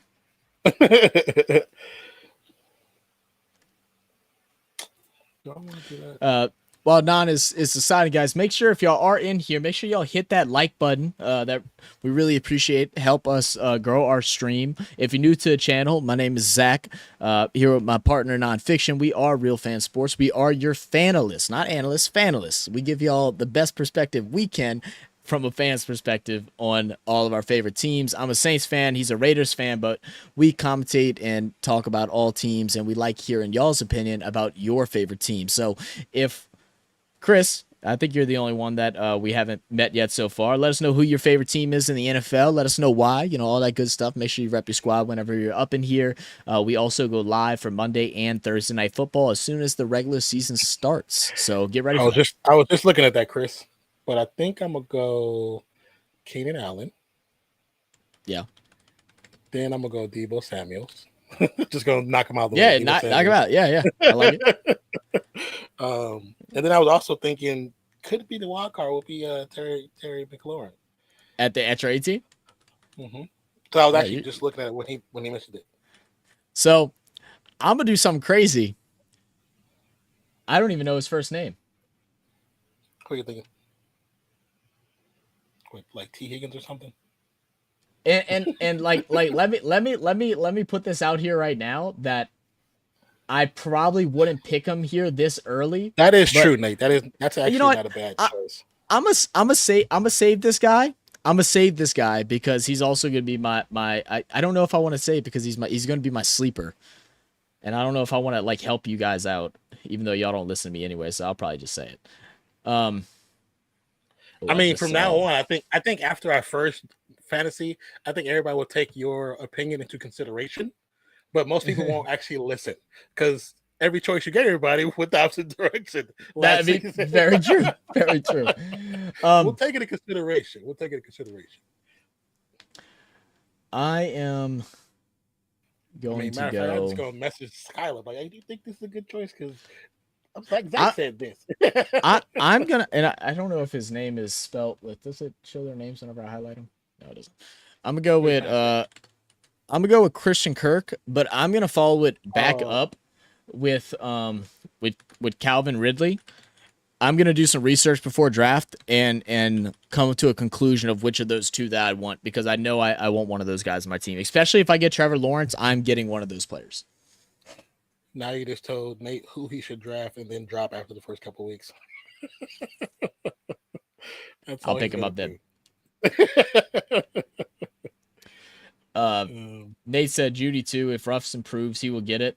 Judy's just hands are bricks, man. He should be good. He should be damn. good. I just don't.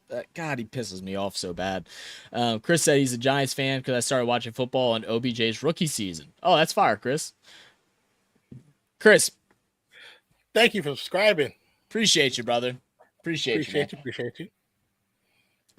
Yeah, I love OBJ, man. OBJ. I'm from, like I said, I'm from New Orleans, so I'm a big OBJ fan from whenever he was here at LSU. Really wanted him to sign with the Saints just for even just a year, just because I wanted to see him there. I did actually run into OBJ one time in New Orleans. This dude was in like a like decked out like Mercedes Benz Sprinter van. They took all the seats out and turned it into a lounge with like a TV lights stereo system, like right on the middle of Poydras, just across the street from the Superdome whenever LSU was playing in the national championship game. It was like the coolest thing ever. He came out and dapped everybody up. I'm gonna go Amari Cooper. Boy, how have I gone? How do you spell Mari? Is it A apostrophe? A-M, no, just Amari. Okay. Amari Cooper. Oh, okay. No, I see you. I like that. I like that. I actually, I really like that actually. Um,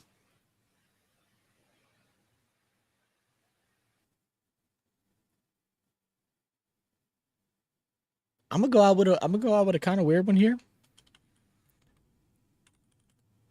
George Pickens. That's all. Yeah, I think he's gonna have actually a solid year. I think both of the receivers over there are gonna have a solid year. To be honest with you. Me too. I'm going George Pickens, bro. Yeah, I So think I that's love not DeJounte a bad Johnson, pick. but him and Pickett have like crazy chemistry. Like from Pickett's first Yeah. game, it was like all of a sudden, oh goodness, I just said his name now. I'm forgetting, but it was like all of a sudden, DeJounte Johnson once Pickett came in, stopped getting catches, stopped getting targets, and they all went to Pickens. Him and Pickett have a connection. You kind of have a point there. It's that You PP kind of have a power. point there.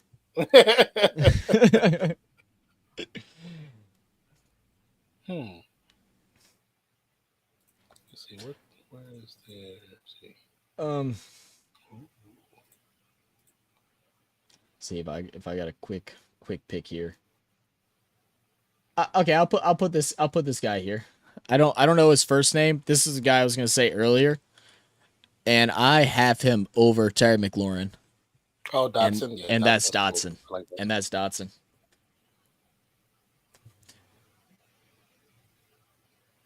Jahan Dotson.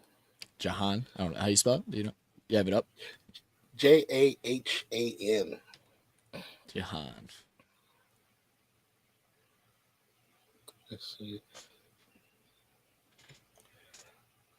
You know, I do like that George Pickens pick, bro. Let's go ahead and put Pickens down there. I do like him. You like that pick? I'm Yeah, telling you that.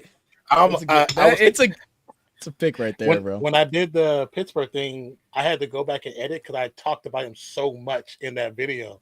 I had to cut it down. You had to I cut it all out. down. I was like, let me cut it out. This is Bro, like a they 17 gonna minute video. Let me get this down to 9. they're gonna be thinking you sucking that dude off or something, bro. Like, Because I was reading about him and looking at his clips, and I was like, oh yeah, he's gonna have a good season. No love for last year's darling Watson. Watson. Christian Watson.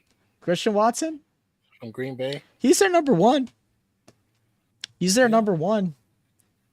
I think that's probably because of how we feel about Love. Yeah, it's more of how we feel about Love, but I mean they're still gonna score. Nate, I mean, that's someone that I'm not really, that I wasn't really thinking about, but yeah. You know who's another guy I don't think I said.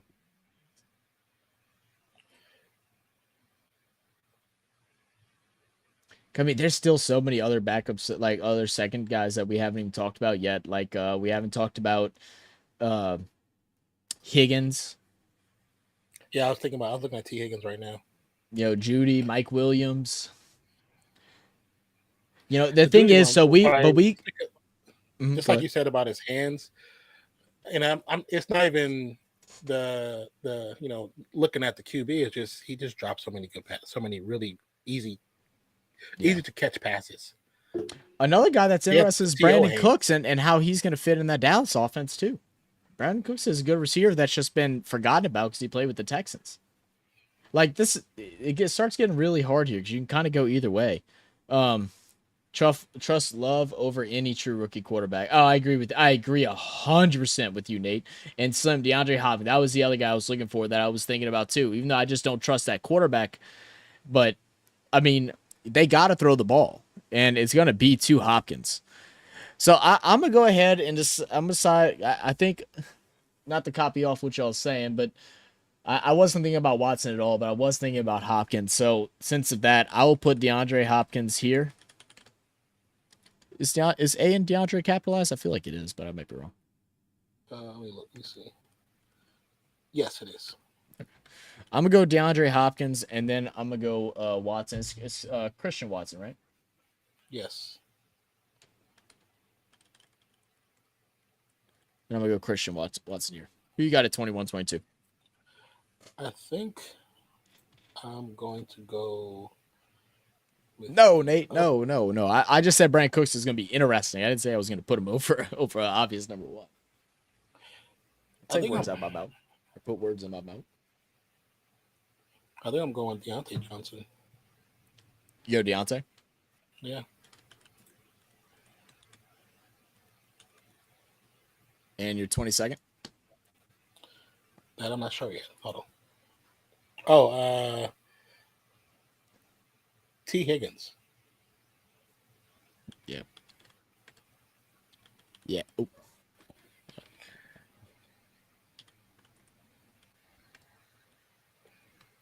And then go ahead and throw Calvin Ridley in there, 23rd.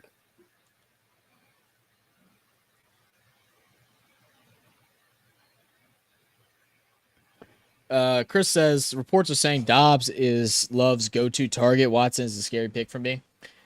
Yeah, Dobbs was also the go-to target for Aaron Rodgers last year, but Dobbs also just fell off the face of the earth after week 3, and then Watson took over for the last 5 weeks of the season. Slim said I got that wine too, bro. What you sipping on, Slim? I love that little thing that that Carlos and the fam at Uneducated Sports Cost do during like halftime. He plays the Ruben, what you sipping on? Yeah, it's so funny. All right, so you put Calvin Ridley. All right, so let me see. It's my turn for 23. Let me look. You know, another really good guy too last year with Purdy was Ayuk. I really did like Mike Williams. I don't want to pick a Chicago wide receiver just because I still think it's such a high risk with Justin Fields, and I don't know who his favorite receiver is going to be. I think Moore is the best out of the 3 that they have, but I still don't feel comfortable enough to grab him. Mm-hmm. McLaurin. I'm just have concerns about like if I'm not gonna grab. I wouldn't have two Washington wide receivers in my top 24, and it's bad as that sounds. Since Scary Terry has been such a force, like I just don't know if I want to put him in my starting spot when there's some other guys out there. Like I would like I think I prefer Ayuk over him. Um, I don't trust Schuster. Thomas gets hurt too much to be a guaranteed top 24 wide receiver for me. Um, Trying to scroll down to see if there's anyone else. Um, all right, I think I'm gonna go T Higgins. I'm gonna be right with you on that. Just a little bit behind you. You have an idea for your 24th? I'm looking right now. I'll give it to you in a second. Okay. Nate says still no Judy. Russ had one average season. I know, but See, but this God, pick dude. for me, it's not even about Russ. It's just Yeah, about it's Judy. not about Russ. It's more about Judy. It's more about Judy. Like, because Sutton has had a really good camp so far, and apparently he said he's feeling healthy, been quick. I mean, I know they all say that, but Yeah, they have he's to say they have to that. say they have to. I know they have to say They that, have but to say that. um, See, maybe. Man, I'll tell you what, wide receiver, as you get down, as I scroll down, like there's just more and more guys that like I could see, like, Mm-hmm. because I do agree like with Nate, like Judy, I feel like could be there. I like Ayuk. Nate said I fit Hollywood into top 24. Possibly, but even guys like I think Zay Flowers is going to be crazy for Baltimore. Like and he might be the rookie that I put up here that's gonna go out and do his thing. I was thinking Najigba, but Najigba has Metcalf and Lockett to work with. Like I don't know if I want to put Najigba in there, and then he got injured again. Like so, a part of me really likes Zay Flowers. That I almost want to put Zay Flowers there and just be a little weird. Put a rookie in the top 24.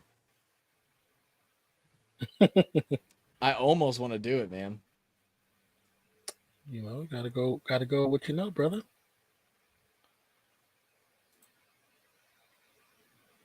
Scroll through here a little bit. McLaurin was consistent in fan last season. Yeah, he was. He was. I think Dotson's about to like kind of take over that. I think he's just about to take over it. I mean, it's he got what thrown 2 touchdowns by Sam Howell just in the preseason game the other day, or at least one. I thought it was 2 though. I'm gonna throw a wrench in it, and I'm gonna put Zay Flowers, but I'm not confident in it. And whenever I go look back over this again before Friday's draft, this might change. But I think Zay Flowers is in the conversation, maybe not in the top 24, but definitely in the top 36, without a doubt.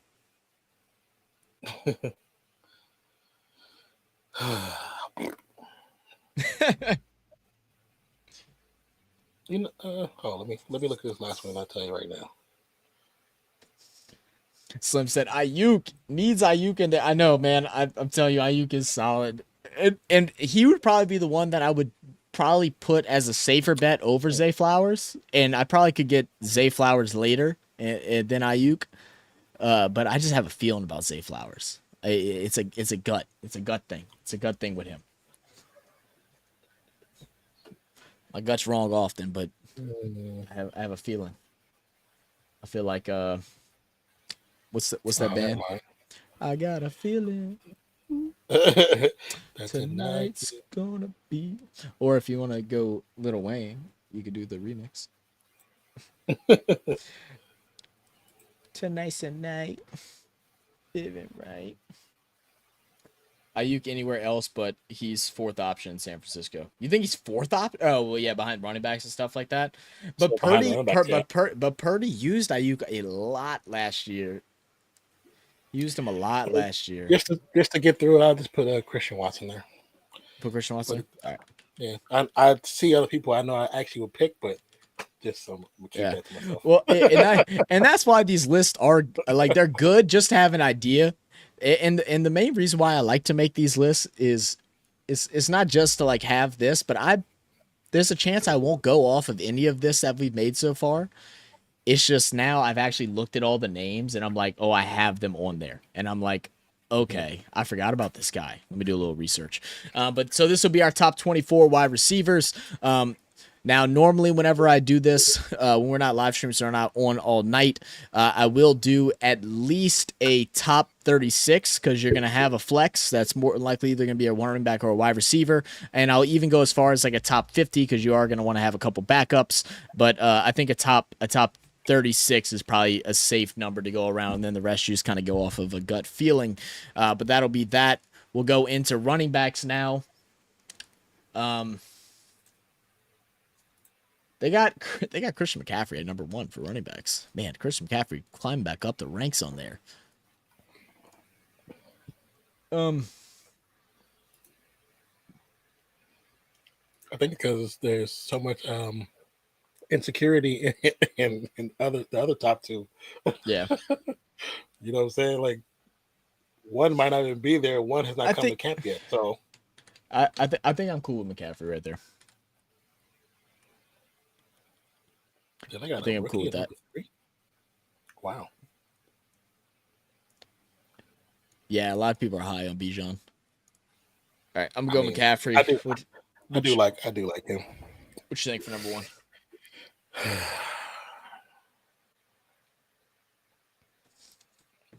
I'll go McCaffrey because I'm not sure about this choice right here. Number 2, I'm going Nick Chubb.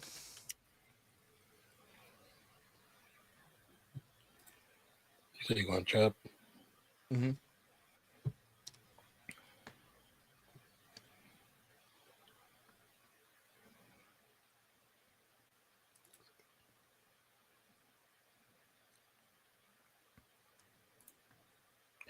I'm going to go. Where's this at? Oh, Nate said non hasn't done Kirk. Yeah, that's why it's hard to do it, like, because I'm typing it. You said what?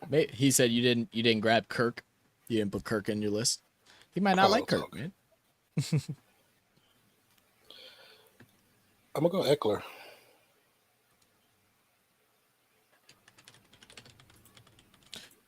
That's my 3rd.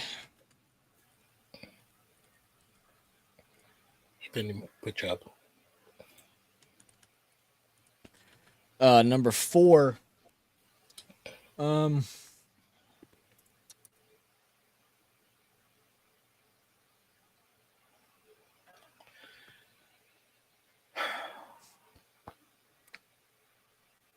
deciding between 2. I'm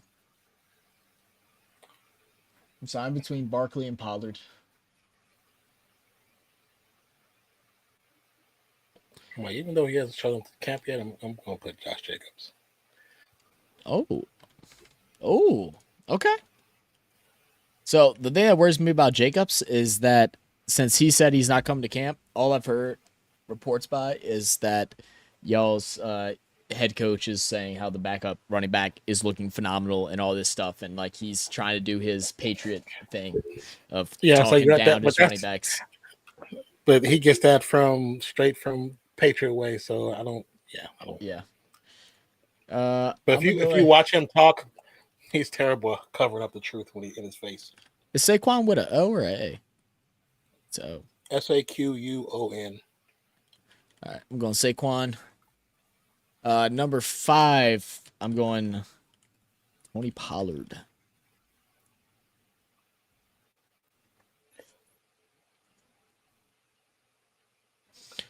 Slim said Chubb number 1, Saquon number 4. Yeah, I got Saquon at 4. Nate says Robinson's upside over Barkley's injuries risk.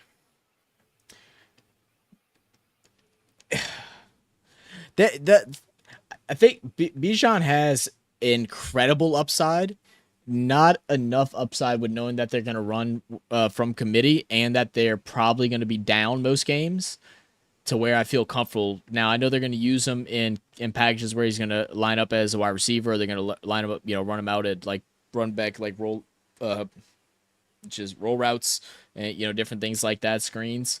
But I don't know. I have nervous thoughts with Bijan.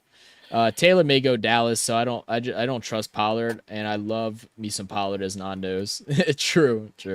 Even though he is a rookie, but because I know they have the second easiest schedule, I'm going to be John Robertson. Okay. I think they're going to run. They are going to run by committee, but they're going to utilize him. They're going to use him a lot. Family reseller said first time watcher here. Sure takes a long time to make decisions. Carmen. Oh. Yeah. What's up? I can't tell if that's Nate. Isn't your wife's name Carmen? Yeah, well, we're kind of going through this. We didn't like rewrite these names on the spot and decide to talk about it. We're just going through it organically, and also just talking with Chad and stuff like that. We can speed through it a little bit faster, but we just doing our thing. We've just been streaming once a week, the past couple weeks, waiting for football season to start. So we're just taking some time to relax and chill with everybody. I do appreciate you for being here, though. You take Pollard at 6. Yeah. Number 6 for me is, I really wish I would know where Jonathan Taylor is going to end up. If Jonathan Taylor goes to the Dolphins, he jumps up on this so high for me. Who I'm going to go at number 6 is Joe Mixon. He said, yes, that's my wife on the couch. Oh, yeah, I thought so. Hello. She's like, hurry up so they can go deal with these children.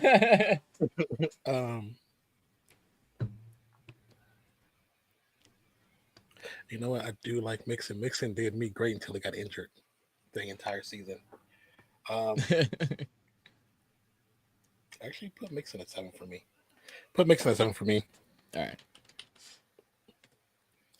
All right, and I'll have Bijan right here.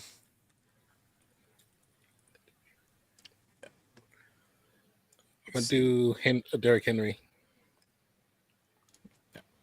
That's what I was doing too. Derrick. Derrick. Yeah. Then I'll take Saquon at number 9. You gonna go Saquon here? Yeah. And I am going to go ahead for the risk and go Jonathan Taylor. I hope he gets it. I hope he gets a deal done. I feel like if he does end up leaving, he's going to be ecstatic wherever he goes. And he's going to bawl like nobody believes. So we're going to go with Jonathan Taylor right there at number 10. Nate says, I don't take Mixon top 20. What? Nixon over Henry? I like Mixon, bro. I like me some Mixon. Who you on at number 10? Mixon saved many of my games last year, man. Who did I say? Did I say Taylor? I think you did. Yeah, Taylor. Yeah, it's just Jon. No H. Oh, it's just Jan. I thought it might have been. Mm-hmm. All right. Number 10 for me. We're gonna go ahead and run with.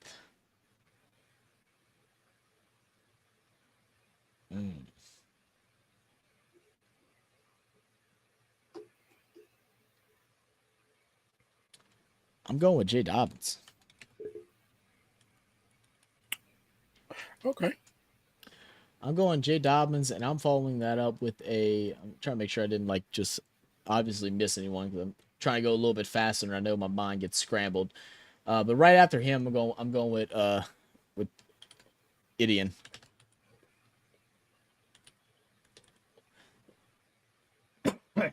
What? Najee Harris. Mm-hmm. Not Najee Marshall. No, Najee Harris.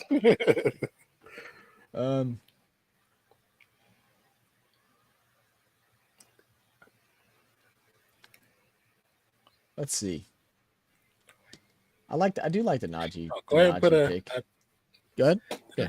Go ahead and put McCaffrey. I totally forgot about putting him back in there. Oh.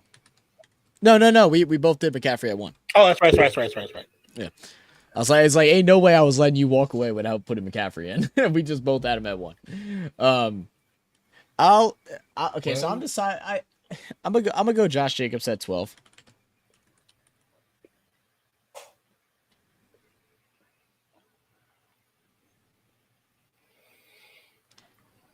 Let me see. No Alvin Kamara.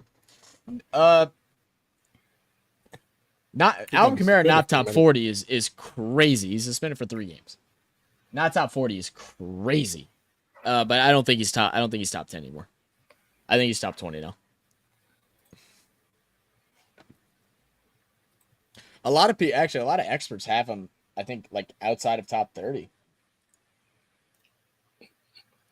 I won't put him there. Yeah, but I won't put him there. But the thing is that now with Jamal, AK's only chance to get touchdowns is going to be from 20 yards out, or like a designed screen pass, something like that. Anything goal line is going to be Jamal Williams every day. That's going to be the problem with AK.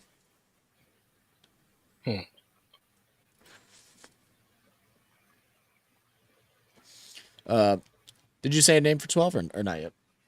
I'm going to go Ramondre Stevenson. I'm just going to put up all our Stevensons because I can't fit all that on here. Oh, yeah. It's definitely long. It's definitely long. I'll go Najee. And then Travis Etienne.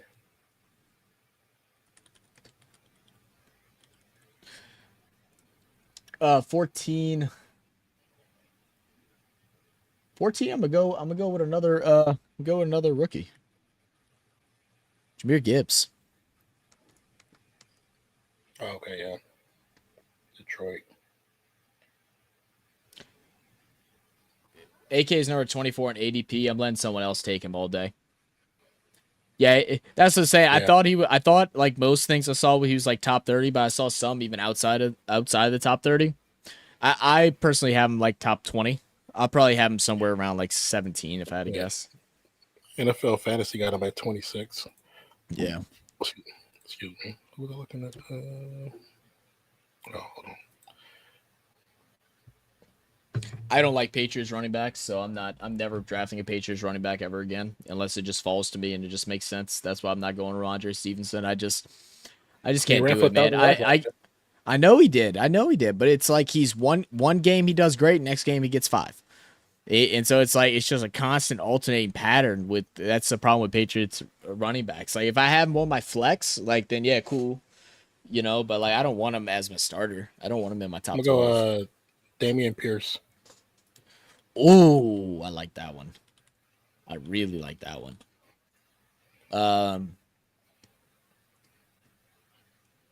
And then let me see. Let me make sure. I see he's questionable right now, but I'm gonna go Madison from Vikings.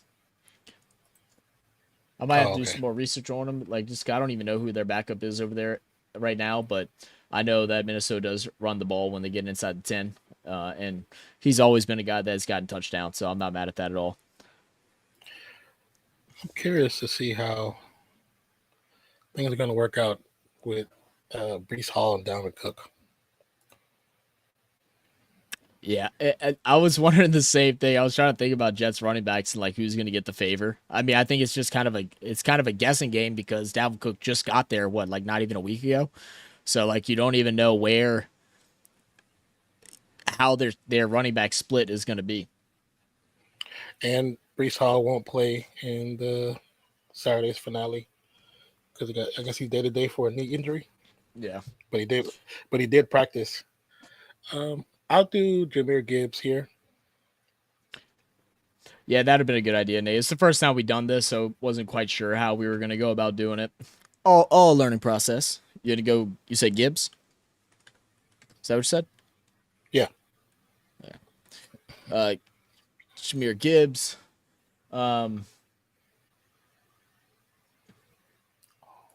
Let's see. I'm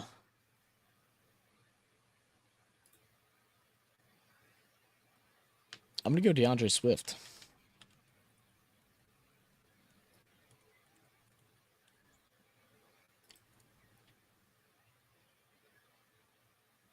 I'm going to go Kenneth Walker III. Ooh. Walker.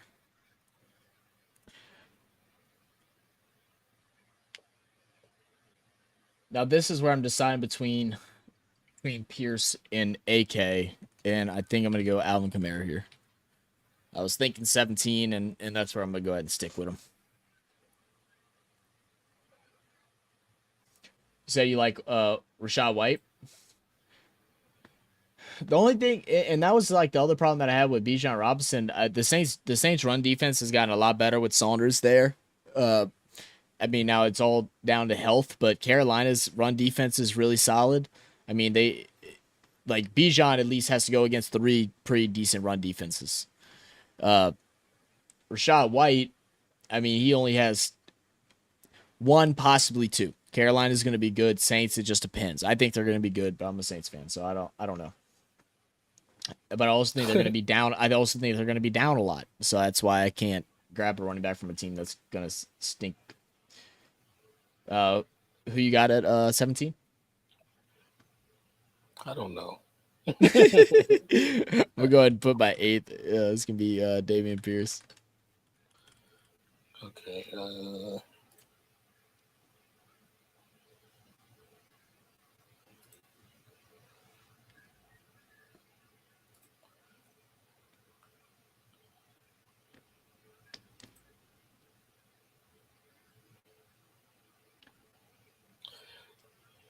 This one could be a stretch, but I'm gonna go Khalil Herbert. Okay. Not bad at that. Do you have 18 ready? I will go Dalvin Cook.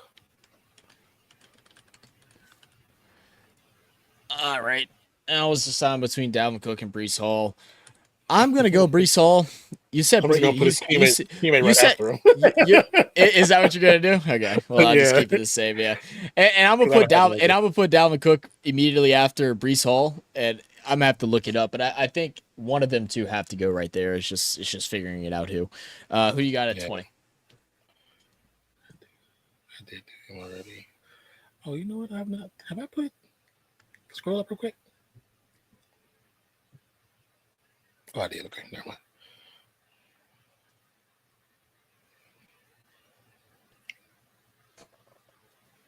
I mean, I'll put Kamara there for right now. Right. I'm going to go ahead and go to Denver's running back, Jay Williams. Yeah, I don't think they're going to be sorry. So, nah, son. Nah, son.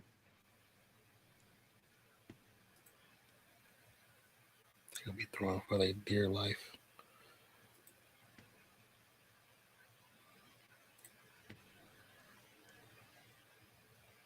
Oh, no. Hell no. I think I got my rest. So you think, go ahead and put him down now. Okay. I did not do that person. I'll go, I'll just get out of my damn Is that what you were going to? I have his name highlighted too. I was like Isaiah Pacheco. That boy runs hard. He runs hard, man. He runs hard. He was running for his life. Oh, I forgot about. Did I forget about him? I think I did.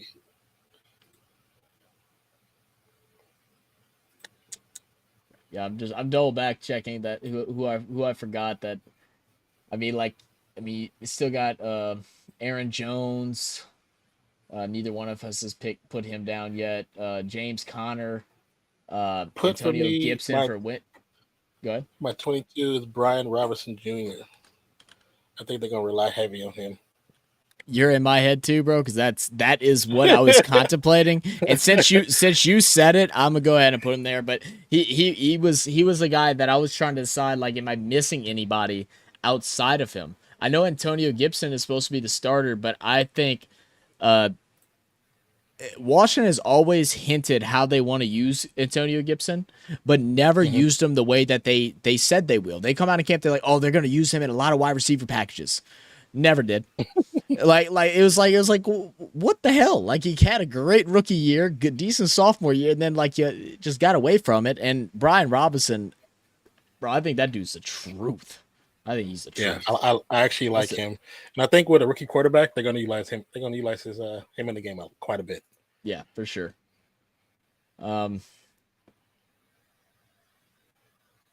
See anyone we're missing here? What up, Dolph? Dolph said, "How you doing, my brothers? Can a brother come on in?" Yeah, What's bro. good? What's good? Yeah. Let me. I'll drop you a link. Give me 1 second. I'll send it to you on Instagram, and I'll send you the password as well. I did pick him already. Okay. I gotta make some room for you on the screen, but I got you.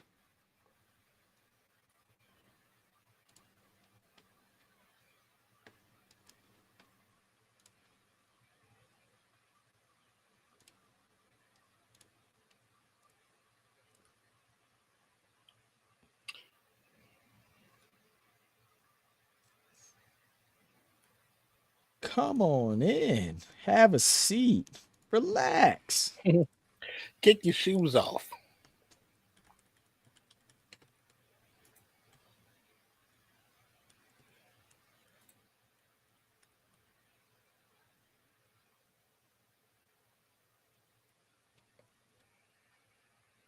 James Cook has been good at camp.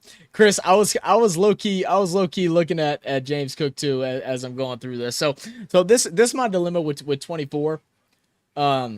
James Cook, I feel like it is a risk, but can be good. It just depends on how they're gonna use him. I still haven't put up Kenneth Walker, and I haven't put up Khalil Herbert, which are two guys that I definitely know what they're bringing. Kenneth Walker, I'm worried with injuries and how all that's going to play out. I'm not with Nate on the Rashad White thing. I don't trust it. Like I said, I prefer Brian Robinson over Antonio Gibbs as well. Arizona's just bad. I love James Conner as a person, as you know, and all that, but I don't know about him. But I don't know about him on Arizona. I think my gut's saying to go Kenneth Walker here. It's between Kenneth Walker and Khalil Herbert. And I'm gonna go ahead and go Kenneth Walker for my last. Okay. And you got your last two. Whenever you're ready. I'm gonna do DeAndre Swift. They said, wait. DeAndre Swift. Yeah. I was looking at White too, Nate. I'm just. Well, Nate, you might get White for free, bro, because I think you might be the only one high on him, unless someone's just looking at these charts. I'm just not.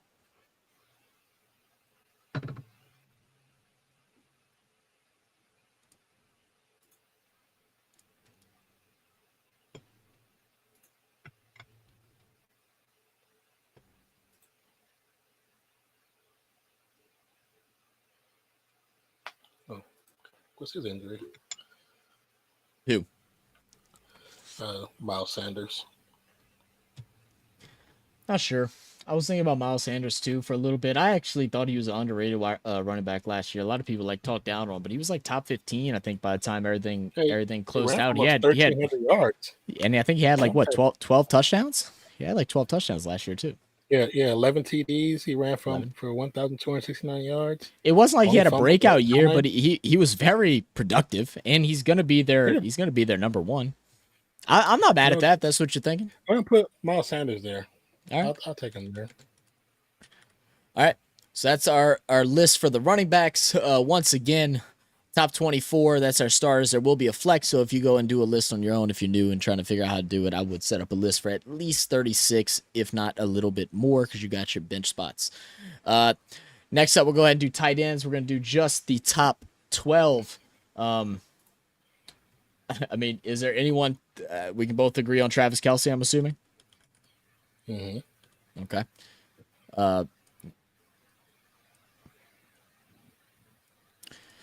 Number 2.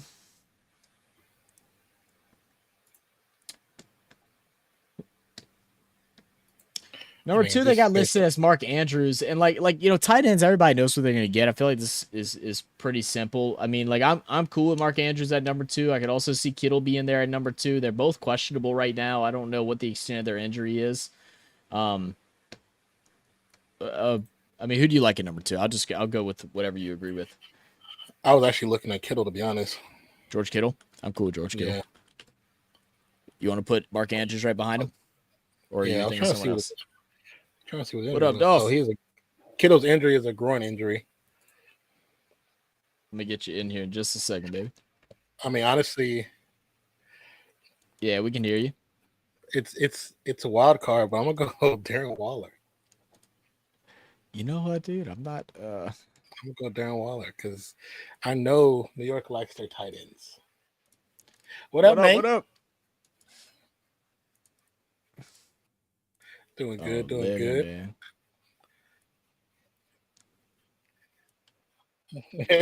Perfect, man. There he is.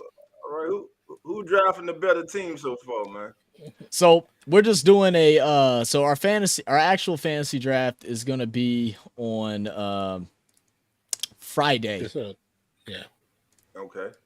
So we're just doing. We had a couple people that are new to fantasy that joined our draft this year and had some questions. A couple of them haven't popped in yet, but we're just waiting on answering some questions, showing them how to set up everything and all that good stuff.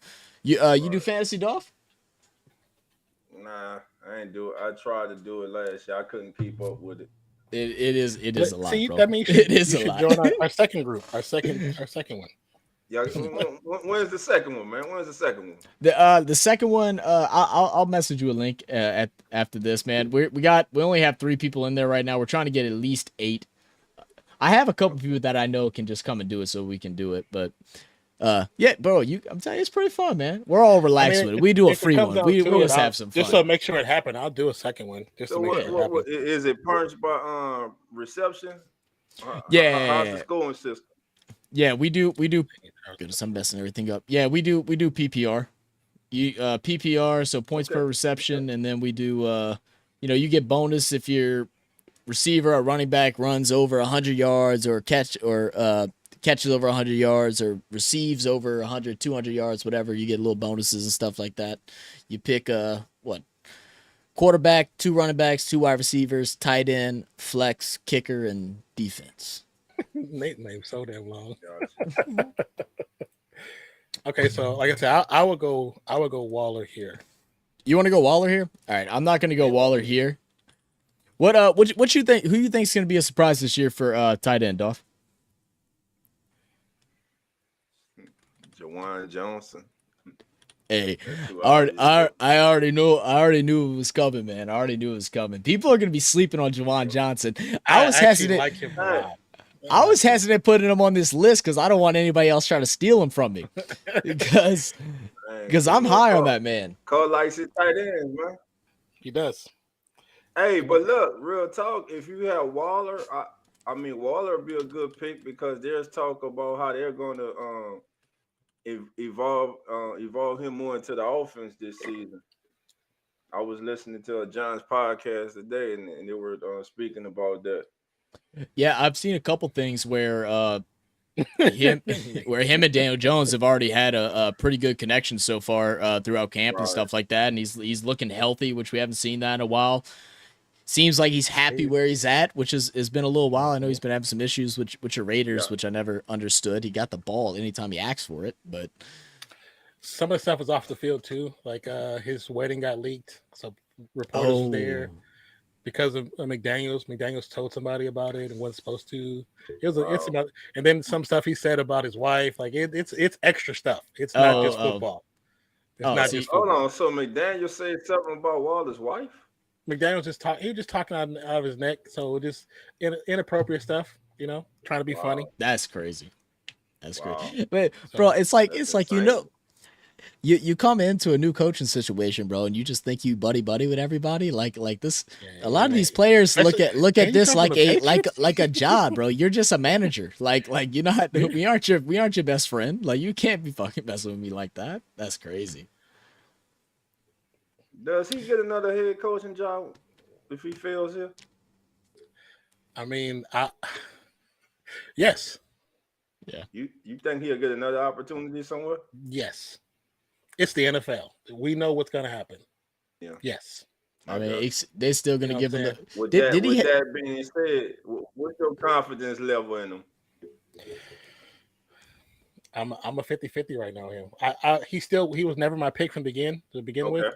If we do well, I'll swallow the pill and say, okay, thank you. But if he sucks, I'll be like, I kind of saw it coming. Yeah. I got you. I hear you. I mean, sound familiar, don't it? Has Very true. has he coached anywhere else other than like head coach anywhere else? Is this his first head coach job or? There's a situation with Denver. Remember, he was in Indy for what? A week I mean, yeah, or two? Indy. Oh, Yeah. he was at For a Indy. couple days or Okay. something? Oh Then he God, I forgot reneged. about He that. reneged on all that stuff. Yeah. Yeah. Oh, So And he quit. I did not know. So, I forgot about that. you know. that's why all those players are coming out saying stuff, telling the Raiders not to pick him up because of how he is as a person. Not even his coaching stuff, but how he is as a person. I got you. So right now, right now, you guys are just picking tight ends, or what are you doing? This is yeah, we're our top 12 list for tight ends. Yeah. Oh, you're coming up with your list for the tight ends. Yeah, so we're going through on this ranking by position for the people who are part of the draft and everything. You know. Okay. Who you got at number 4 now? Number 4. I'll go Andrews here. Mark Andrews. Yeah. All right, number 5. I gotta go with Goddard, dude. I have to. I like Goddard. The only thing that scares me with Goddard is that they do, with Devontae Smith being fully healthy now finally, and AJ Brown being fully healthy, it's going to take some of his targets away. But I still think he's a solid tight end. Like, you can't go wrong with grabbing him, but I don't think he's going to do the extra stuff like he did last year. Yeah. Which were you thinking at number 5? Well, I mean, looking at TJ Hawkinson. Yeah, I like that. You like TJ? Yeah, for Minnesota. I mean, I'm not putting my actual number 1 choice. Yeah. I'm just not. I know you know. And like, he was a sleeper last year. He's still a sleeper this year. Oh, the one Nate was just mentioning. Oh Pitts. yeah. Dude, you know what? Dude, I'm over the Pitts train. If you want to be honest, like, I see what Chris saying here. Pitts with target competition of only Drake London and run first off is still enough to support 2 guys That's who true, need top Nate. 5 for me.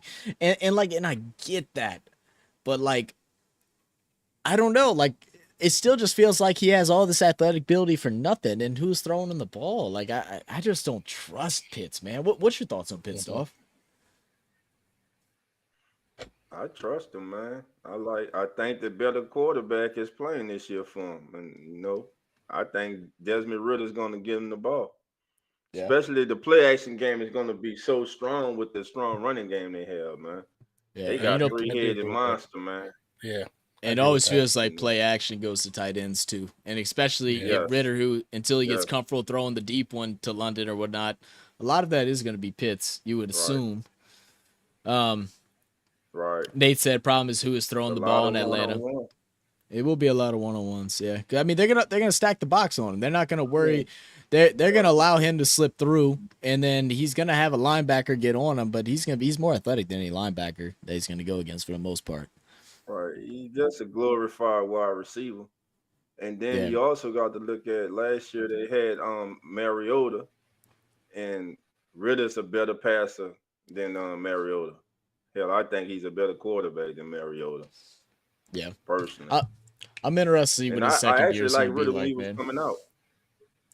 He was exciting at Cincinnati. Because shoot, didn't he have some type of record for the team? I think he had I think he had some type of record, if I remember. I might be tripping. Number 6 for me. Let me see. Number 6 for me. I like Hawkinson. Who does he play for? Minnesota.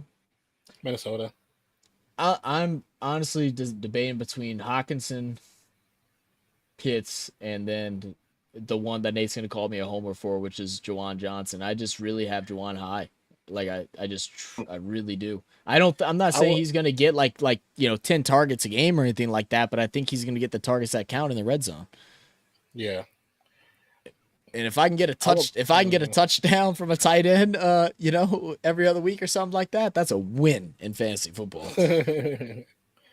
I'll go 7 last year Kyle with Pitts. Andy Dalton. Right. Yeah, when Andy Dalton realized he actually had this dude on his roster, he was going to him a lot.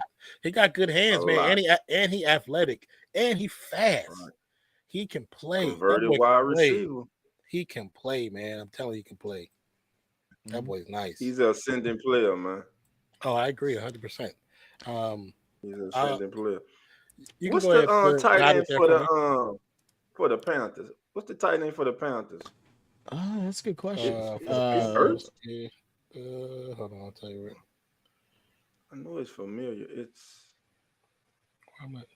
Hayden Hurst. Hayden Hurst. You might be right. Yes, I like Hayden Hurst, man. Hayden Hurst. That's a sneaky. Hurst. That's a sneaky good pick. Yeah. And you got a young quarterback. Running game and tight end could be his best friend. Yeah. True. Very true. Who you said you wanted 6 now? Got it. Let's see. 7. He said ascending to unemployment line. He's actually a really good tight end. I am gonna put Juwan Johnson here, man. I might regret it. I know I have him ahead of. I know I don't even have Hawkinson on here yet, but like I am putting Juwan Johnson there. He's definitely better than Dalton Kincaid. I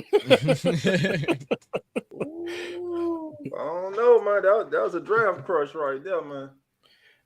He would have looked good in black and gold. I'm just saying. Dalton Kincaid gonna be a problem, man.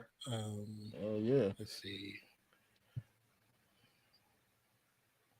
Man, that was a hell of a. That's a nice fit in Buffalo too. Mm-hmm. I know. I feel bad for. Oh goodness. What are you trying to think? Their other tight end. The Bills' other tight end. Oh, I'm about to say Delaney Walker. Oh, it's gonna kill me. I had him in my league last year. One of them. Dawson Knox. Knox. Yeah, Knox. Yeah. Dawson Knox was the person I picked up. Looked good, but they stopped throwing him the ball. And then they stopped giving him the ball. Yeah. He got the ball the first 3 games of the season and didn't touch it, but like one time towards the end. I think ended up in Nate's hands, and he was just trash after that. I got a sneaky pick for y'all. Mike Gesicki. Gesicki, he's playing over at with the Patriots. With the Patriots now, right? Yeah. Yeah, replacing Hunter Henry, but he likes his tight ends too, and he's definitely a step up from Hunter Henry. Hunter Henry Hunter Henry was not last year, but the year before. I think he had like 7 or 8 touchdowns that year, and Gesicki is definitely a better catcher than him. He's probably. I know the name is hella long, but Pat Freiermuth from Pittsburgh. Freiermuth? Yeah, I actually liked him. Just might as well put Pat F. Yeah, that sounds good to me. His last name is long as hell. It's long. All right, I'm gonna go syllables. I'm gonna go T.J. Hawkinson after that. Hella syllables. Who you got at 8, 9? Knox. Yeah, thank you guys. Thanks, Chris and Dave. Evan Ingram. Evan Ingram. Mm-hmm. Let's see, number 9 for me. You know who? I'm gonna put it number 9. What you thinking? Komet. Over with Chicago now. I still don't think they have great wide receivers, and I think tight end's still gonna do some work. He's gonna be the guy that's gonna make Justin Fields look a little bit better than what he is when it comes to his accuracy, because he'll be open. I do be the babies. Oh, that's true. I didn't think about that. So, I do like the Cole Kmet pick. That's a good pick. Who now? I said that Cole Kmet pick is actually a good pick. All right, you want to rock with that for now? Yeah, I'll take that one. All right. Let's see. This one it starts getting a little weird. Oh, you got your next one? All right, give me your next one. My number 10 is David Njoku. Yeah, I was thinking about Njoku too. Let's see, number 10. I was Jay looking Ferguson.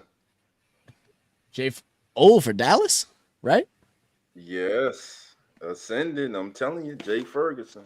Oh yeah, he's the one that did the Euro step, wasn't he? Nah, Wasn't he the one that did the Euro step? Yeah. That we were messing with, in that one Yeah, game. he did the Euro step. Yeah, I like we did, that. I the, like the that, couple dog. times we saw him after that game, he did look really good. He did look good. Yeah, that kid, they like him a lot, man. And this is what I'm gonna do to wrap it up. I'm gonna go Kincaid. I like that Buffalo tight end. And then I'm gonna go ahead and finish it off with I'm deciding between Ingram and Njoku. I'm trying to think. Did Watson ever utilize his tight end? Who was Watson's tight end with the Texans? Njoku's quarterback? Watson. Yeah, I know it's Deshaun Watson, but Ingram, who was his quarterback? Oh, it's Jacksonville. Trevor Lawrence.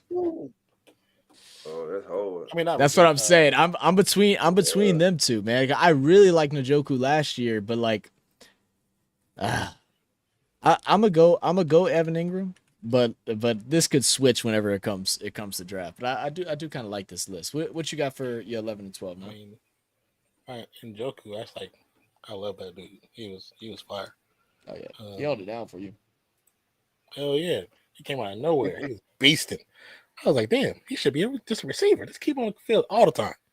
He never drops the ball.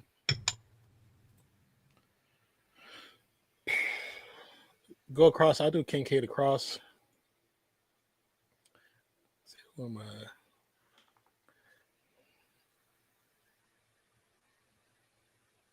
Where did Tunyon go to, Chris? Where did Tunyon go through? And then you said Higbee could get targets. Higbee's a good look too. Higbee is a good look too. I always kind of forget about Higbee, and now with but the thing with Higbee, if Stafford's healthy, then I think that looks good. He's the number 2 instantly, right? I mean, what other wide receivers they got other than Kupp? I mean, they don't run the ball because their offensive line is horrible with the run.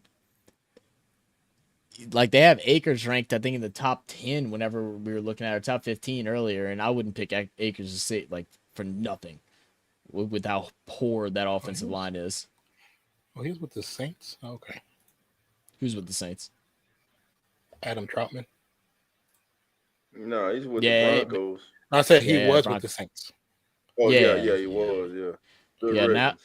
Yeah, now we got Jawan Moreau and then Jimmy Graham if he's got his health stuff figured out.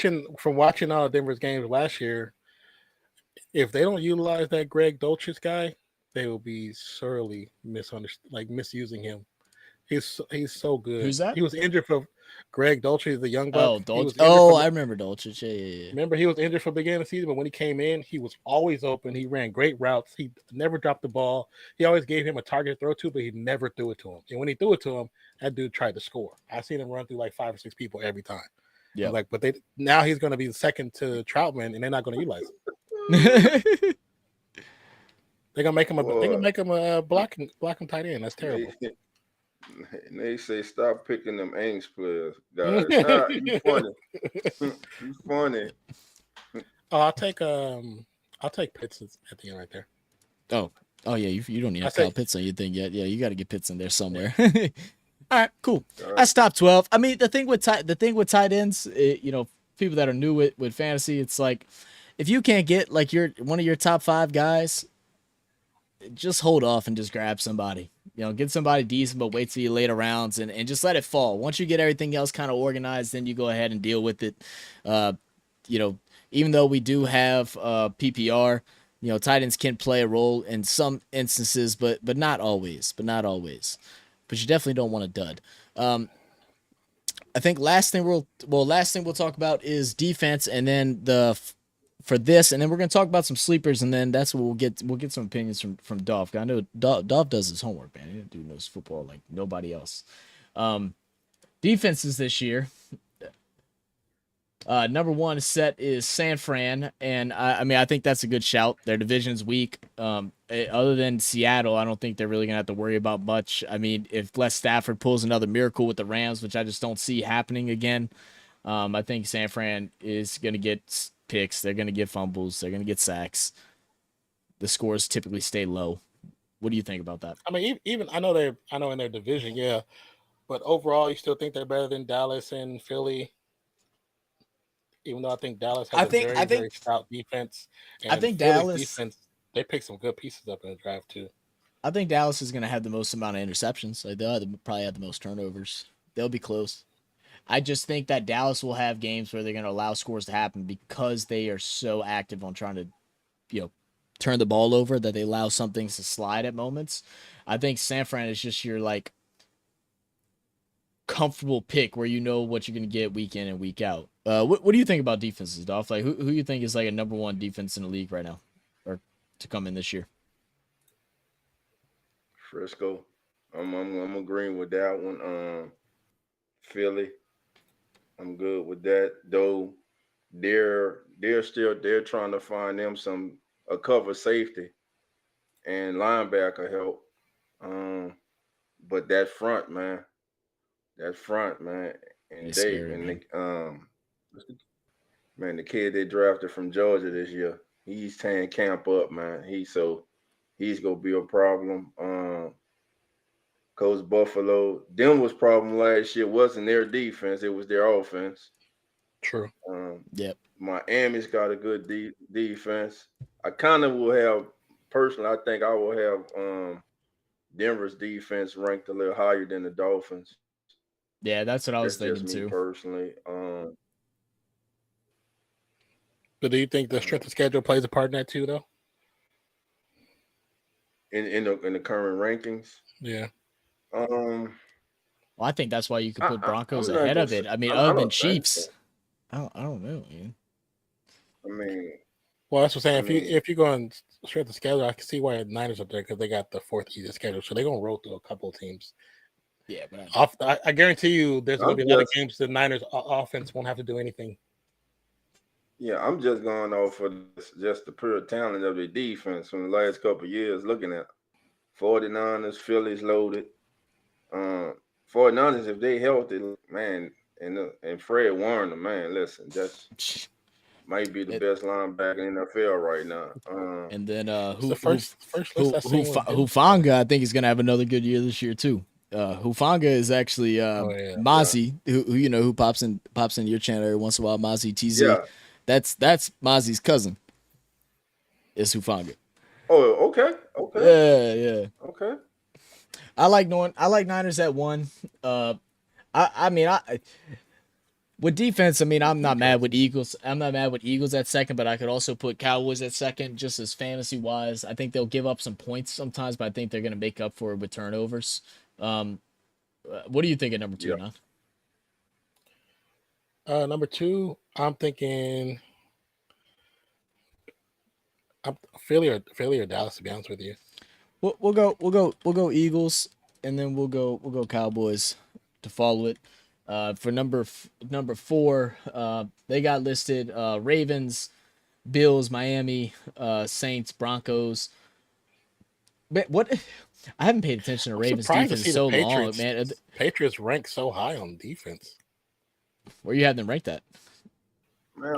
I've seen several lists right now. I'm just kind of like scrolling through. Got them at 4. Where they got the Jets ranked, man? Jets on defense, I see one ranked at 5. I see one ranked at 14. They crazy. The Jets, 14 is kind of crazy. That's what I was thinking too. I see another one at hell of a disrespectful right there. Because I was talking about their defense whenever we did our prediction videos, and like some people were like kind of called me out on it. And I'm like, I don't think y'all been paying attention. Like their defense looked bad at certain moments, but that's because they were exhausted because their offense couldn't stay on the damn field. That defense is gonna be nasty, bro. What's that? Quentin Williams? That dude's phenomenal. Yeah. Let me see. Last year they gave up 316 punts, 316, which was fourth in the league, and they only allowed 5,288 yards. That's crazy. Oh, yeah. And I guarantee they were out on defense. Like their time of possession difference was heavily in the favor of the other team. Like, so that defense was putting in work, man. What you thinking for number 4, Nan? Chris Bork also says, don't be sleeping on Giants defense. Dexter Lawrence and Williams duo. Chris, I got to see some more from the Giants defense, but that is a nasty duo. It's a nasty duo. I'm thinking maybe Jets. You like Jets? I'm not really not mad at Jets at 4. What's up with the Ravens defense? They're ranked 3rd. I haven't seen them ranked high in quite some time. What's up with the Ravens defense, man? Everywhere I see them is ranked like 7 or below. To be honest, yeah, that's why I was wondering why they were sitting at 3 here, because I was thinking the same thing. I don't know. This might be. Oh, you know what? You know what? Uh-huh. No, I'm looking at the rankings from last year, and the Ravens, they were ranked the 3rd ranked defense. They gave up 315. They gave up 5,513 yards. They only gave their average yards per play. They gave 5.3 yards per play, which was higher than the Jets, who were ranked 4th at 4.8. So, yeah, but points allowed, man, they was the 3rd stingiest team as far as allowing scores. So what you thinking at 5 now? You like Ravens right there? Did you have something else in mind? Ravens. I mean, maybe the Bills. Bills. See, I was even thinking Broncos above the Bills, but you don't like the Broncos at all. I like, man, that Broncos defense was so good last year. Did they lose a lot of players this year? Like I said, and it's my decision on that has always had to do with how the quarterback position looked. Denver, yeah. I perceive them being exhausted. Yeah, and they're gonna lose because of exhaustion. If Wilson doesn't find his step, they're gonna lose games because the defense is tired. I'm cool with Bills at 5, and then I'd like Ravens at 6. We'll skip through to 7. We're looking at some of these names here, and also notice that this ranking is not based off of. This is based off of week 1 projections, is what I'm also just noticing. So that does not mean like this is what they're ranked like overall. Yeah. I didn't realize that until just now. What do you think about like the Chiefs? What did they re-sign the DN? I'm forgetting his name. Their big name DN. Because they lost Jones? Saunders. Jones. Did they re-sign Jones? DJ, he's still holding out. He's still holding out. Which Jones? What's his first name? I see a DJ Jones. And Chris Jones. No, Chris Jones. Oh, Chris Jones. Okay, yeah, no. Yeah, the name. You said Jones. I wasn't thinking about Chris Jones at all. I don't know if I want to put KC in front of some of these guys. I mean, I don't think they're bad. I just don't. I don't know about putting them ahead of some of these teams, man. Like my initial thought is better than the who now? The Bengals. I don't know if they're better than the Bengals. So this here is based off of week 1. So they play Detroit week 1. Bengals play Cleveland. So I guess they're saying that they'll score more against Detroit than Bengals will against Cleveland. And that's kind of what I'm thinking too. I'm really thinking like I really would like Miami here at the 7, or even possibly. I know you don't like Denver, so I won't even say it. But like I was thinking like Miami right there, to be honest. What you think, now? Let me know. I mean, I definitely, like I said, I don't think Denver.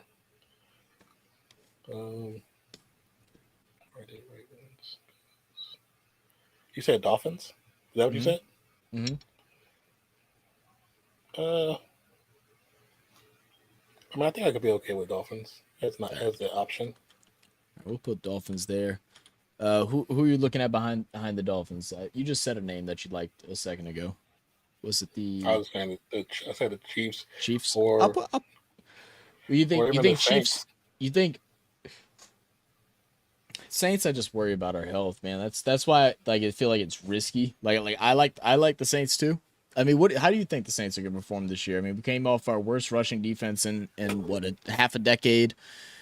Built that up, added a couple pieces with Breesy, Saunders, Peyton Turner's looking like he might be able to stay healthy. Our linebackers are good.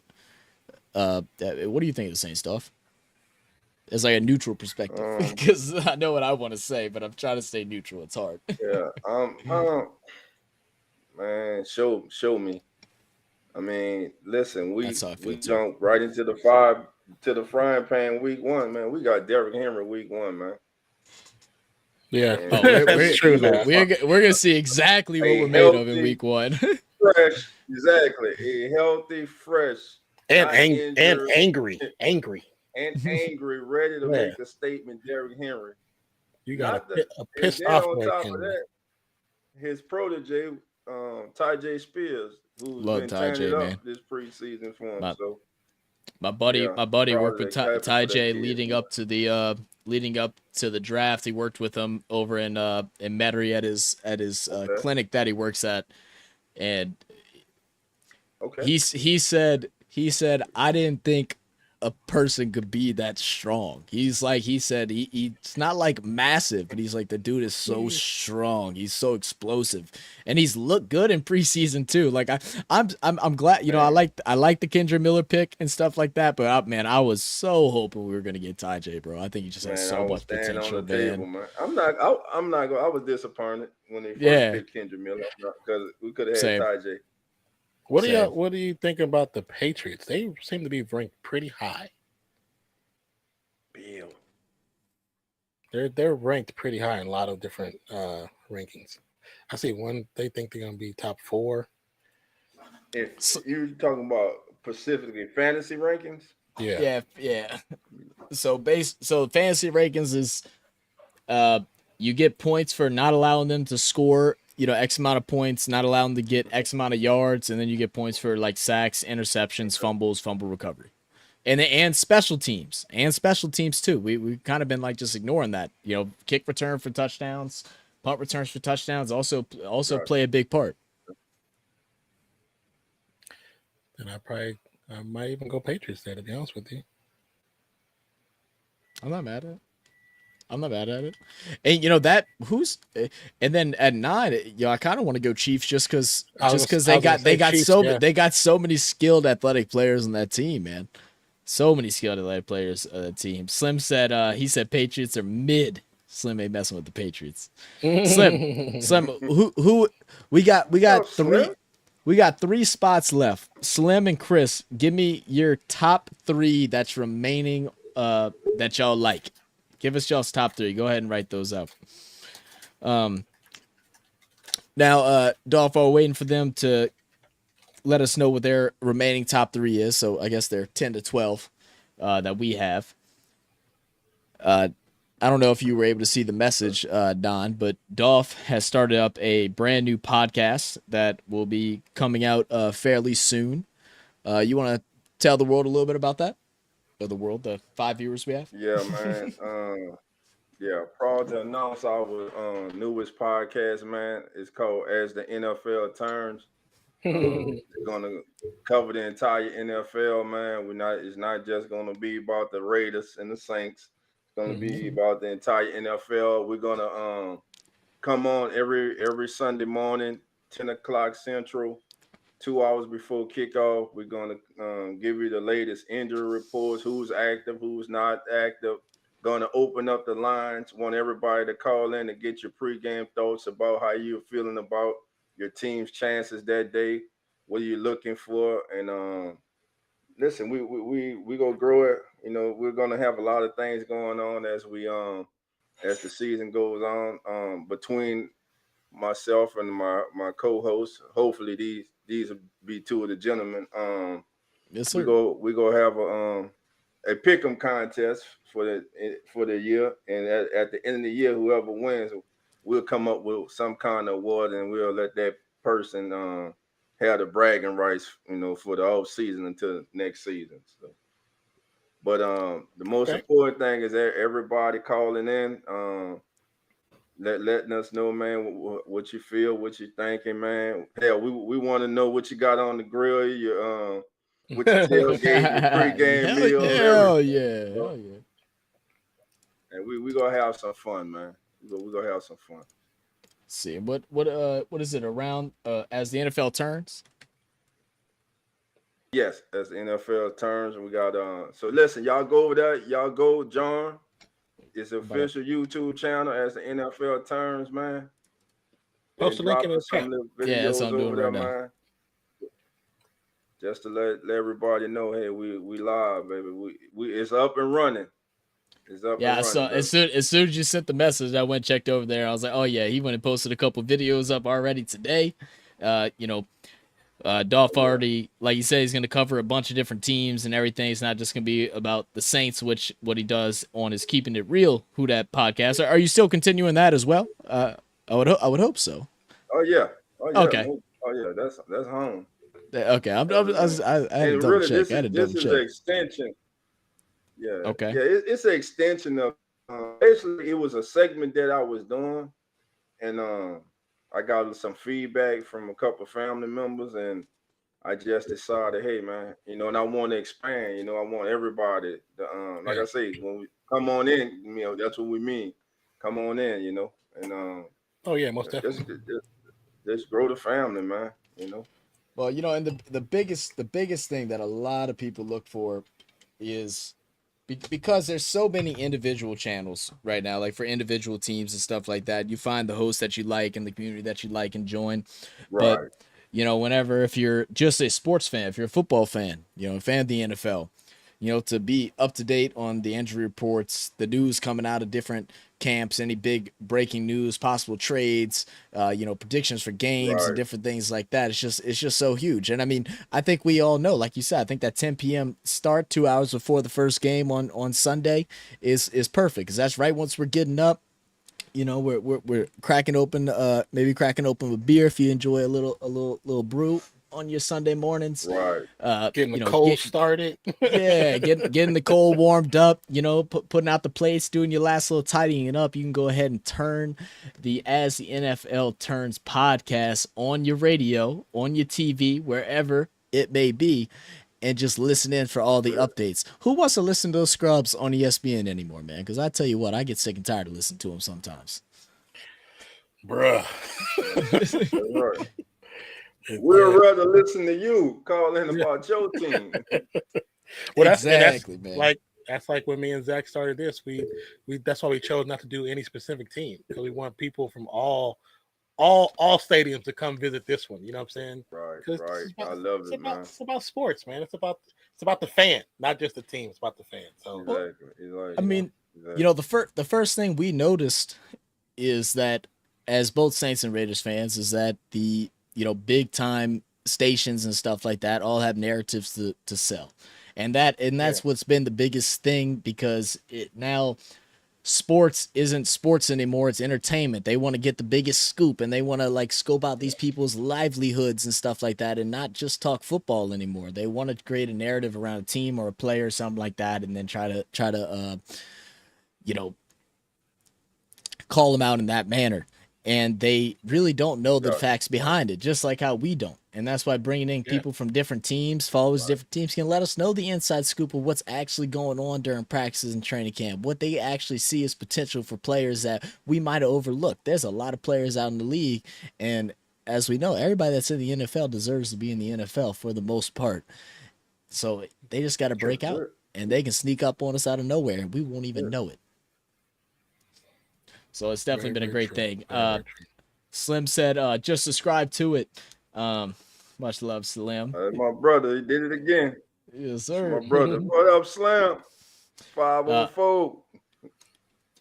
Let's see. Slim said Saints, Lions, and Steelers. And then Chris says Lions, Giants, and Saints in that order. So we'll go ahead and rock with y'all's last three.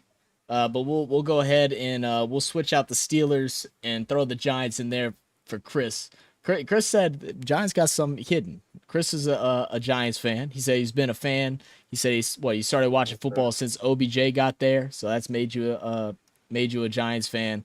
So we'll give some respect to your team. We'll see what the Giants got, man. I liked the Giants last year.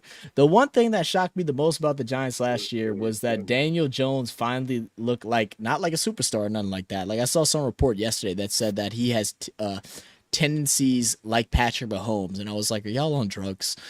But he plays with heart. He finally stopped making excuses. If he had to scramble around for 20 yards just to get a pass off, he did it. If he had to make offense on his own, then he did it. He stopped making excuses and just started playing football, and it was actually fun football to watch, whether they lost or won. It was actually fun to watch them play. Yeah. So let's see what the order. We'll go ahead and since y'all both got Lions, we'll go Lions. Nope. Y'all both got Saints, so we'll go Saints, and we'll throw the Giants at 12, and that'll be the list. I mean, the defense goes Denver week to week. When you do, Denver on there? I don't think we have Denver on there. Denver needs to be on there somewhere. They definitely need to be on there somewhere. Oh, did he say Denver too? I didn't even see that. Yeah, Denver definitely needs to be on there. Yeah, It's somewhere on this list. Oh, they got Lions? 10. I didn't know much about the Lions either. Slim said Lions too. I wasn't thinking Lions at all. I was thinking possibly Steelers, but they coming, but not over Denver. I mean, NFL fantasy got Commanders over Denver. They got again. They got Commanders. Commanders over Denver. Commanders got a sneaky good defense though. Yeah. The Commanders have a sneaky team in general right now, man. Like I can't believe I'm saying it, but they really do. Yeah. They really do. That Howell guy doesn't look bad, and I don't even know nothing about him. Have you watched him play? They picked the right quarterback. They picked the right one. He's a smaller QB, but it's hard to take him down. I see him evade so many defenders and get that ball off. He was tackled and was falling, but still managed to get his feet planted and throw a dot. I mean, he threw a beautiful dot. I was like, okay, I'll keep an eye on this dude. He's actually pretty decent. But listen, remember in college, one time, I think his sophomore year or junior year, he was considered the number one quarterback coming out into the draft, but he had a bad year. True. I believe it was his junior or senior year. You know, his year really wasn't that bad. It just he lost a lot of the talent that he had. Yeah, yeah, so that is true. Yeah, I like Sam. Man, Sam, when they got Sam Howell, I was like, that was a hell of a pick, man. Where's he coming? He comes from? Is it North Carolina? Carolina. Mm-hmm. Yeah. Because whenever we were doing our, and like I ain't gonna lie, and this how you know we ain't professionals, or me and non are professionals thing. When we were doing our quarterback tier list, I saw his picture. It was like on a pre-made tier list, and I'm like, who is that? Oh, yeah. I looked it up, and I was like, who is this kid? I was like, why do I not know anything about him, or like I haven't even heard anything? It's because, I mean, just being honest, like I don't know a bunch of Commanders pages and stuff like that I follow to like really be able to keep up with them. And man, when I watched him play after we did that, I watched him play that preseason game, and I was like, oh, we messed up. I was like, he might be one of the better quarterbacks coming out the draft. Like he looked that good. He looked damn good. I would say watching him, and I know it's not even because he's a Raider, but Aiden O'Connell, he looks much better than what I assumed. I heard he definitely good swallow that one. He looked actually really good. Heard he's been looking real good. He's still the only rookie to not throw an interception in the preseason. But I mean, them two I actually like a lot. The other ones, they still look good. They high tier. I know, blah, blah, blah. Future is theirs. But those two guys, with nobody expecting anything from, they look damn good. I agree, man. I agree. Then Eric Bieniemy running the offense for the Commanders. And that's what Non said too. He said that might be the biggest difference maker just right there. I mean, you saw them run the Chiefs, a Chief style offense in their preseason game. We all know it's just preseason, but man, they were moving that ball around. They were throwing it. They were getting different looks for different players. I think Dotson is going to be a special wide receiver for them. McLaurin is still doing his thing, even though he got his, I think he got a wrist injury. Is that what it was, or was that in the Jigba? I think it was a wrist injury. I think it was a wrist injury. That was in Jigba. In Jigba? Yeah, he got the wrist injury. McLaurin had something. I don't remember what it was. He's going to be out 3 to 4 weeks. Yeah. So just to come into the Nate Brisky. What's up, Nate? What up, Brisky? What up, Nate? Another Nate. Oh no. So Nate's the one from the other stream that we had a couple weeks that joined him. His 2 brothers and his dad will be joining us in Fantasy League this year. So Nate, appreciate you coming to stop by. And once again, sorry that like things just didn't work out with the I know you got to move into college and stuff like that. Try and do it on your phone if you can. It doesn't take but a couple hours. I mean, we're starting at 7:30 p.m. Central Time. Hopefully you'll be able to do some. Even if you could just get in there and take an hour and do the first like 4 to 5 rounds and then let it go auto draft for the rest of the time, I think you'll be fine doing that and still have a great team. And like I was trying to explain to you in the chat of the fantasy app, that fantasy is one in the waivers. So to explain the waivers to you, because I know you had some questions about that. So each week you're going to have the opportunity to pick players that have not been drafted and replace them with players that you have drafted. So you want to do that based off of, performance the week before, based off of the performance of your player, or even the team that they're going up against next week that you might like a matchup a little bit better than the other.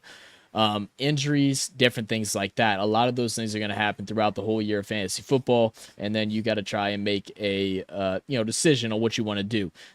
The tough part with waivers is being smart on when you use them. Waivers open up every Tuesday. I believe Tuesday, I think it opens up at like 6 a.m. or something like that. I'll go double check. You have 1 day to make your waiver claims, and there's a waiver order. You'll see the waiver order whenever the league officially starts up, and you'll be able to see where you rank on that list. If you're all the way at the bottom, and let's say you pick the Miami Dolphins defense off of waivers, but the person that is number 1 in the waivers picks it, then he gets it, and you don't lose a player, and you don't get that player. So you got to kind of be strategic. Once you make a pick during the waiver wire, you get funneled into the end. So if you're number 1, you make your pick, you get it, then you're going to be 12th until somebody else picks, and then you keep stacking and jumping up like that. So you want to work the waivers every week, just about, but you want to also keep in mind your placement whenever certain games come up. And that's just something that you'll have to learn as you go through it. It's definitely a little bit of a strategy to it. Everybody has a slightly different one, but it's not too bad. Waivers, like in hockey, right? Lowest teams picks. Oh yeah. If you've done hockey, then yeah, it's the same thing. If you've done hockey fantasy, same exact thing, Nate. So you understand how all that works. Nate, I also want you to do me a big favor, if you don't mind. Can you please go and subscribe to our boy Dolph? Dolph from the Keeping It Real Who Dat Sports Podcast, as well as the all-new As the NFL Turns Sports Podcast. He will be going live on Sundays at 10 a.m. Are you starting it week 1, or are you going to do it during the preseason? Have you got all that set out yet, Dolph? No, I'm gonna start week 1. I'm trying to decide whether to do a preseason one this week. Okay. I'm thinking, but definitely week 1 we live. Week 1 we live is unscripted. We go work out the kinks as we go. That's it. So we live week 1, baby. Oh yeah. So go ahead and go subscribe over to that channel. Me and Nan will definitely be making some appearance on there. Hopefully be some regulars on their show, as long as also with some other great sports YouTubers on the platform from several different teams. But yeah, go hit that subscribe button. Before you actually Before you leave to Dolph, I want to talk to you. I'm looking at the channel, and I have some advice I want to give you. Hand off to you. Okay, please Yeah. do. Okay. But, yeah, I got you. All right, appreciate it. Yeah, we'll do that. You want to do that once we end stream, and we can do all that stuff? Yeah, 'Cause I think it's we're just just real- real quick. Yeah, we're almost done. Yeah. So Sleepers. what we'll do is we'll do a quick sleepers thing. We'll do Nate. we'll do skill positions. So running back, wide receivers. If you want to do a tight end, you can, but let's try to keep it to running back and wide receivers, and we'll do one quarterback. Who is the quarterback sleeper? Someone that people aren't appreciating that could be a good player to grab in the draft. I think we kind of talked about him a little bit. And mine is that guy Sam Howell. If I can get him, late, I would grab him late. Nah, do you have a sleeper quarterback that you think would be good? I was definitely thinking Sam. One I'm kind of on the edge with is maybe Jordan Love. Jordan Love. Okay. Maybe. Yeah. Well, I'll just name a different one. Doesn't necessarily mean any of them are right. Sleepers are literally that. Sleepers. Nobody knows. You give a guess. Dolph, who you think is a sneaky quarterback that could be really good this year? Jared Goff. Jared Goff? Oh, yeah. Yeah. Yeah, I think so too. Let's see. We'll do this. We'll do quarterbacks. We'll go wide receivers, and then we'll go 1, 2, 3, and then we'll go running backs. Does anybody have a sleeper wide receiver that they can think of off the top that they really have in mind? And please in the comments let us know who you think your sleepers are as well. Don't feel free to run those down. Kadarius Toney. From the Chiefs. He's very reliable hands. What about you, Dolph? You got anybody in mind? The kid for the Rams, man. Is it Atwell? Number 15? Is that I think you're right. I'm pulling up the roster right now. You said for the Rams? Tutu Atwell. Oh, Tutu Atwell, yeah. Tutu Atwell, yeah. Yeah. Tutu Atwell. Tutu. And then Atwell, yeah. Atwell.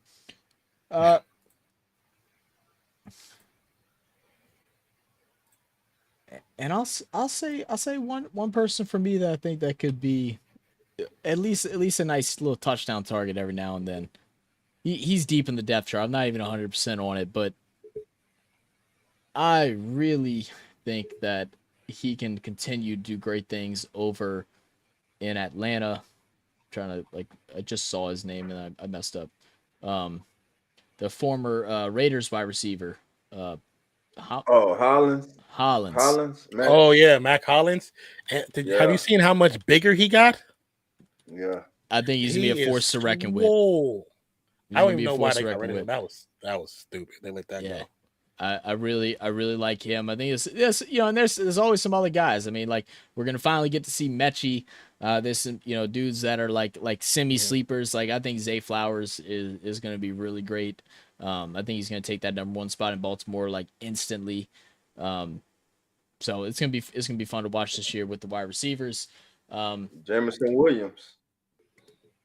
Oh yeah, and Jameson Williams too. Yeah, I forget about him. Yeah. Jameson Williams, it'll be what he played 2 games last year. I think he came right at the end and was able to play. And they got a little bit of depth. Darius Slayton, definitely a sleeper. Nate, definitely a sleeper. Slayton was pretty well last year. He got a contract this year, right? I think he got an extension. Yeah, I think so. He's the Giants' number 1 receiver. If I'm not mistaken. That's it. I don't even think he's really a sleeper. I think people just forget about him. Like because of Barkley and because of how bad their pass protection has been. But Darius Slayton is definitely nice. Darius Slayton was actually the wide receiver that if we were to pick one up for the Saints before he got signed, I was like, I would love to get Darius Slayton over. That was someone he instantly. I was like, oh, I'd like him. Slim said Jameson Williams as well. Nate said Jackson Smith and Jigba Seattle. The Jigba is disgusting, bro. I can't wait to see Marvin Harrison Jr. next year, bro. That dude's gonna tear the league. Oh yeah, yeah. He is gonna tear the league up. In college, Jerry Rice's son and Deion Sanders' sons they're gonna play each other. Oh, really? That's gonna be pretty fun. That's they're gonna play each other. That should be interesting. Yeah. All right, and then let's go ahead and get a couple of running backs out there that we think that is going to do some damage this year. I know he's like the backup, but Samaje Perine, I like him a lot. I really hate that you said that because that's exactly what I was going to say. He was my backup, and yeah, because I had Mixon went down, brought in Perine, and their game just never changed. It never changed at all. He's probably not going to start, but if he gets the opportunity like he should, he's going to get a lot of PT, a lot of playing time, y'all. You got a running back in mind you like, Dolph? The kid for the Jaguars, Johnson, man. Johnson. Was Dearness Johnson? If I think you're right. Mistaken. Oh yeah, the one from that played with Cleveland for a bit, right? Yeah. John, I think it's going to be right. I think it's John Sten, right? Yeah, he's going to be back there with Etienne serving. So 1-2. Etienne, yeah. To Jonathan Taylor's new team. What, Jacksonville? No one's.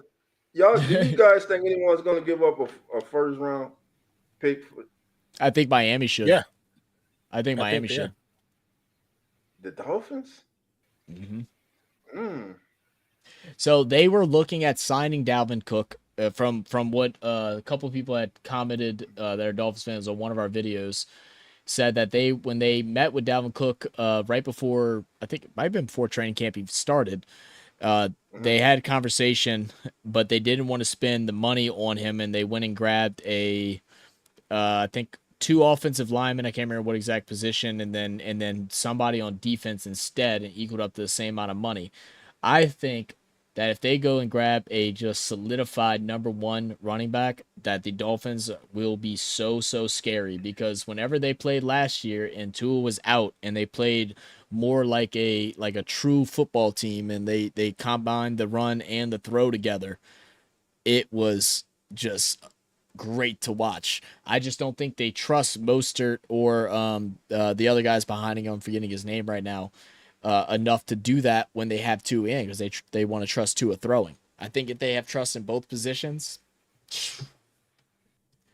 they could sneakily try and steal that division. If they slightly change up the way the game is set for Tua, because they try to get him to go the long ball too often, and his accuracy is not not good enough to do that. If they just shorten that field a bit for him, he could have a better season as far as completion wise. Because his whole depth perception when it comes to what's around him, his peripheral, he's so bad at seeing the defense coming at him. That's why he keeps getting his head turned off. He don't feel footsteps. He don't hear footsteps. He's just blind. He got pure blinders on. That's why he gets cracked so easily. He don't pay attention. So stop trying to stretch the field with him. It almost like he has too much trust. The backup. Yes, Myles Gaskin. Too much. Yeah, Myles Gaskin. The running back that I wouldn't say it's a sleeper on the team. That if I would say one that's going to stay on the team, I think Tyler Algier is an easy sleeper. But a guy that I think that will be traded at some point this season that will be good on other teams that utilize him, and that is Clyde Edwards-Helaire. Oh yeah. Oh, he's gonna get released, bro. They even talking about he might get released. Yeah, that's what I'm saying. If they don't, they might just release him. So it might not work out for this year. But I think, I don't know. I think he's a good running back. I think he's a good running back that didn't get his full shine. Like he'll have a couple of games where he looks really good, and then all of a sudden they stop using him. Chris Borquet says Gainwell, yeah, Kenneth Gainwell too. If Swift doesn't work out, Gainwell could do good with the Eagles as well. Hey, is Chris Jones actually going to miss 8 games? Chris Jones? That's a lot. Is he actually going to miss 8 games for the Chiefs?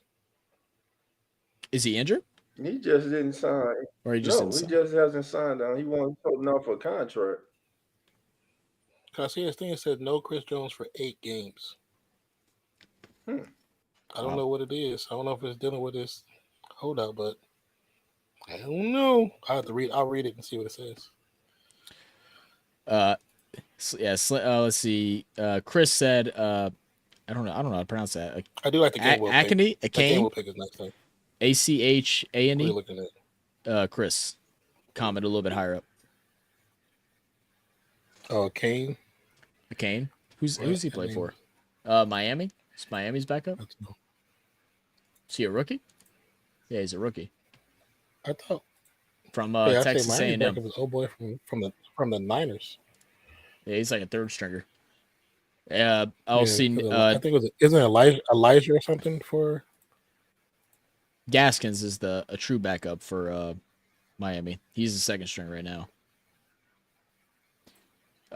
Nate Briscoe says Jamo will not be a sleeper. Jared Goff ain't throwing to him. That kid has rocks for hands. He only caught 8% of all balls, 57 targets thrown to him last year. He's coming off a injury to where he was barely able to practice leading into it and stuff like that. He's coming off a ACL tear. Jamo is going to be okay. Neighbor said Kenneth Walker. I really wouldn't say he's a sleeper. Jahmyr Gibbs, again, I wouldn't say he's a sleeper. Him with Goff plus Ben Johnson be unstoppable, or you could just go do Gabe Montgomery. Yeah, again, all those guys are good guys. I don't think they'll be sleepers. I think those are just people that you're gonna have in your someone's gonna be having those guys as starters. Nate said still going well. Yeah, we're about to wrap things up in just a second. Chris says rumors that Penny hasn't looked good. I don't know though. Nate said Algier did nothing wrong last season. He will get some action. Algier will definitely get some action. That's without a doubt. I think they're to be honest. They had 3 players with 1,000 yards rushing last year, right? Or 1,000 yards total. Algier, Patterson, and the other guy. I can't remember his name. I thought it was 3. I could be wrong though. Yeah, the kid from the third running back. Number 25 for him? I can't even remember the kid's name. This one. I'm pulling it up. He was pretty good, but they got that beast now though, man. Mm-hmm. B. John, listen. So a lot. Yeah. Wait, they have a guy, Washington Jr. That's their 4th right now. Is that the same guy? I don't remember. For Atlanta? Yeah, that's what it says on their depth chart. That name doesn't sound familiar, but So I want to ask you this: what is your thoughts on Bijan Robinson? Obviously, I think he's going to be a great talent and stuff like that. But do you, a lot of the fantasy stuff wise, have him as like top 5 running back for fantasy this year? Do you think he's going to have like that big of an impact coming straight away? You talking me? Yeah. Oh, looking at the weapons they got, man. I mean, I don't like Atlanta, but shit, it is what it is. I mean, you got London, you got Pitts, you got Algier, you got Bijan. He's I feel such a special talent, though, man. He is. But I think you got the Algier got to get touches, man. So that's my thoughts too. I think they're gonna have to run with committee. Like I think Bijan's obviously gonna be the number 1, but they're gonna run with committee. Like they're all gonna get their touches and all gonna get their work in. So it's gonna be interesting how they intertwine that. But I mean, this is what Atlanta's been kind of building for. I mean, obviously because they went and grabbed him so early on. I was surprised by that pick, just because I was like, man, they have so many other issues that they need to work out, but they're trying to play the long haul, and I mean I can't really be mad at it. They kind of went into a rebuild and stuff like that, and they're just trying to get to the style of team that they want, and it might not happen now, but their plan is in the next 2 to 3 years that it is going to happen the way they see it. So that'll be interesting to watch. Okay, I know. Just a quick interruption. So Chris Jones indicated on social media that he's willing to sit out till week 8 if he has that's to. what it is. And he said, and he's willing. He said he's willing to forfeit the money. He doesn't care. He said 1.1 million. He said I can afford that. Damn. So. Yeah. So hey, because somebody, that sound nice. I wish I could afford 1.1 mil. Yeah. A fan messaged him and asked what he's sitting out. He said he's willing to sit out till week 8. So that's why all these little articles are popping up now. Wow. So if he sits out week 8, they're in trouble. That's 15 sacks gone. Wow, that's 1A and 1B. Him and Aaron Donald, D tackles, man. Yeah. Take your pick right now. He's dominant, man. And looking at their schedule, their schedule, like the first 8-9 teams that they face, all rushing teams. They're all rushing teams, so they're gonna have an issue. They got Mahomes. Yeah, they ain't worried. They don't, but he plays offense, so they ain't worried. Yeah, they go scope. You better score touchdowns because he's putting up. He ain't gonna have no chance. He ain't gonna have no chance. He ain't got no choice though. He got to. Yeah, what I'm saying. He gonna get it back. That's crazy. 1.1 million. He said I could afford that. That's crazy. That's nothing. That's a hell of a comment, though. That's a hell of a comment. Find me if you want. I can afford that, man. Golly. I'm over here worried about paying for gas in the morning. Damn it, man. But I feel you too, bro. Get your money, get what you deserve, bro. I mean, if you that good off, like why go out there risk injury and risk hurting yourself? If you feel like you're worth more. I mean, I ain't gonna fault you. I mean, get your money. I ain't trying to argue with no man about their money. I ain't trying to do that. Are they willing to give up 15.5 sacks a season? Like that's a lot of sacks on defense. That's a lot of pressure coming from a certain section of the defensive line. But when he do come, he gonna be fresh though. Oh yeah, that's the plus. That's the plus. That's the silver lining.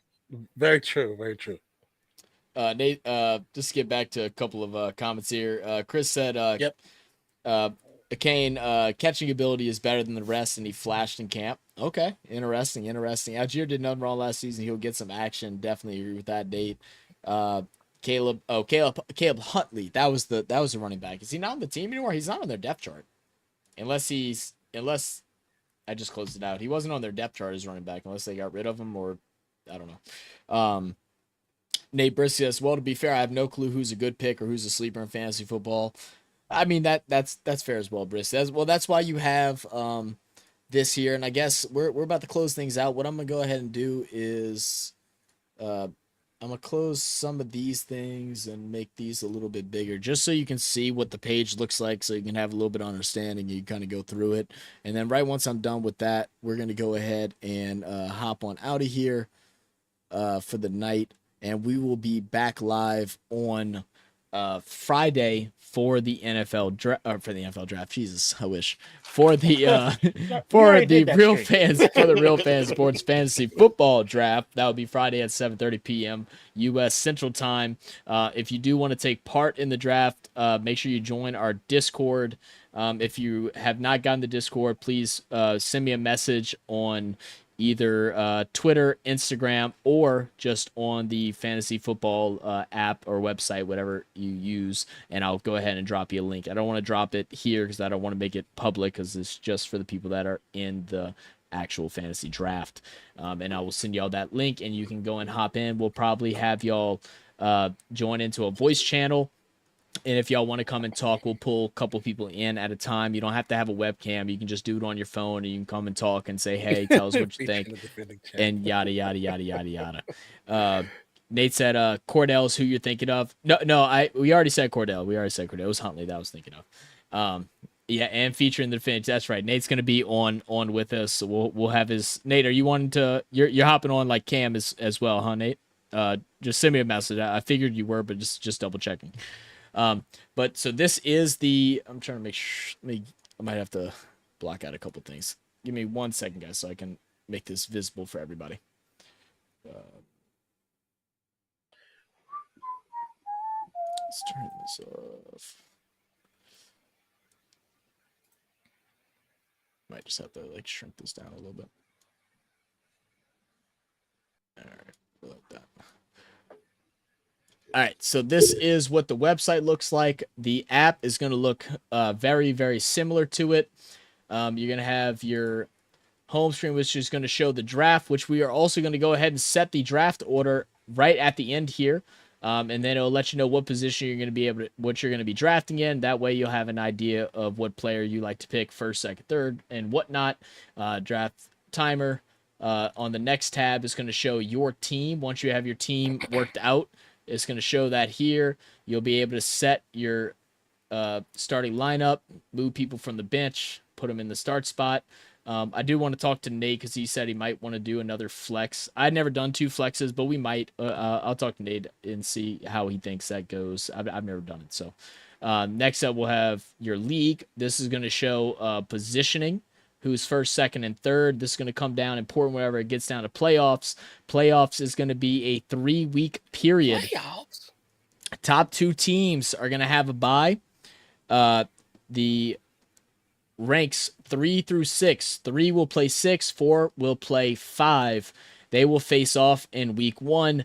Winner moves on. Losers done.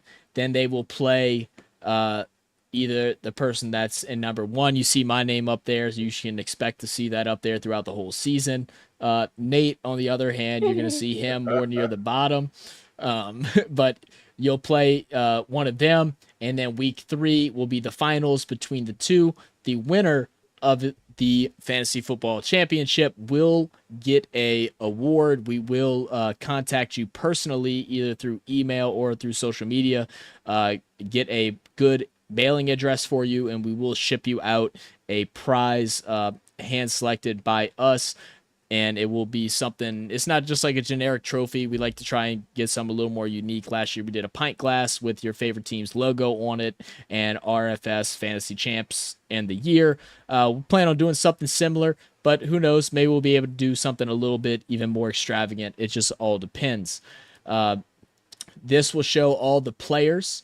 This is what it's going to look like whenever you're doing waivers.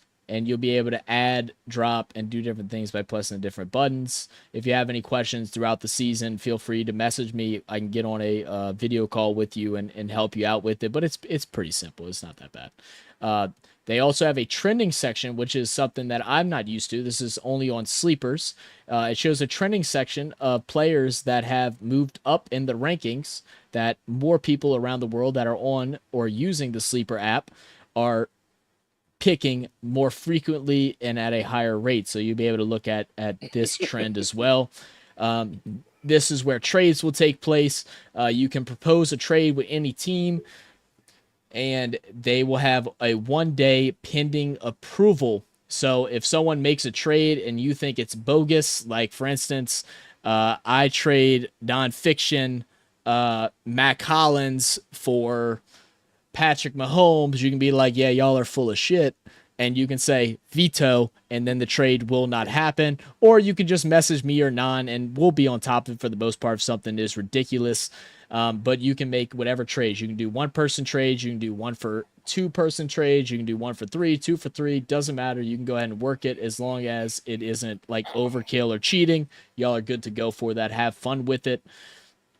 And then this is Game Center, which I believe is just going to go ahead and show all the scores for every game that's going on throughout the day, show the leaders from every position and what points they've had throughout that week. And so you can keep track with that. And y'all can't see it. And then obviously you have your team chat where y'all can, talk whatever mess y'all want. And we also have the Discord channel. Again, if you're not in the Discord yet, please message me on Instagram, Twitter, or on the fantasy app, so I can invite you to it, so I can get you into that private Discord channel so you can chat, communicate, negotiate trades, and whatnot all throughout there. So definitely take part of it, man. It's part of the experience with fantasy. If you just kind of do it the first week or two and then lay off it, you're not gonna have fun. Come in, talk your shit, talk about your team, your actual team, your NFL team, and your fantasy team, and do your thing, man. I really appreciate y'all all for joining us. I hope for another great year. Nate said no, just said you had 2 flex already and changed that. I'd rather 1 flex. Okay, that's what I was thinking too. Perfect. Slim says, what do y'all think about Marlon Mack? I'll let y'all take over that. What y'all think, man? Oh, where's he at now? Yeah, I don't even know who he playing for. I don't know either. Who he playing for, Slim? You got me on that one. Oh, didn't he get hurt?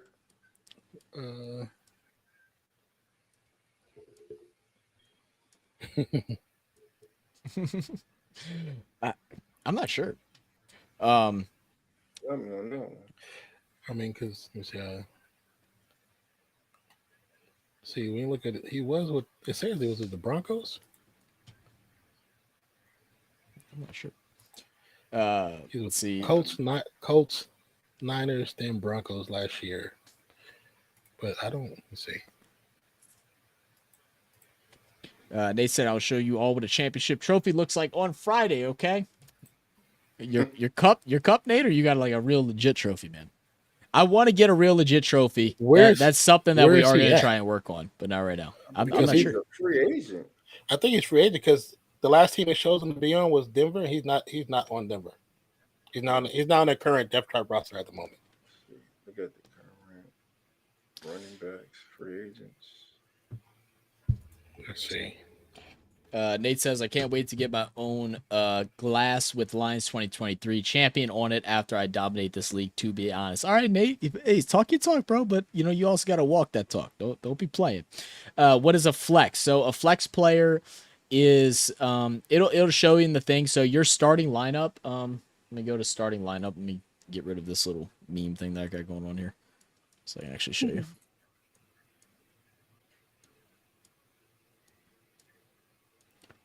Okay, so is he a free agent right now? this is what your starters look like, Nate. You have a quarterback, running back, wide receiver, tight end, and then this is your flex. Your flex can either be a wide receiver, running back, or tight end, whatever position you prefer to play there.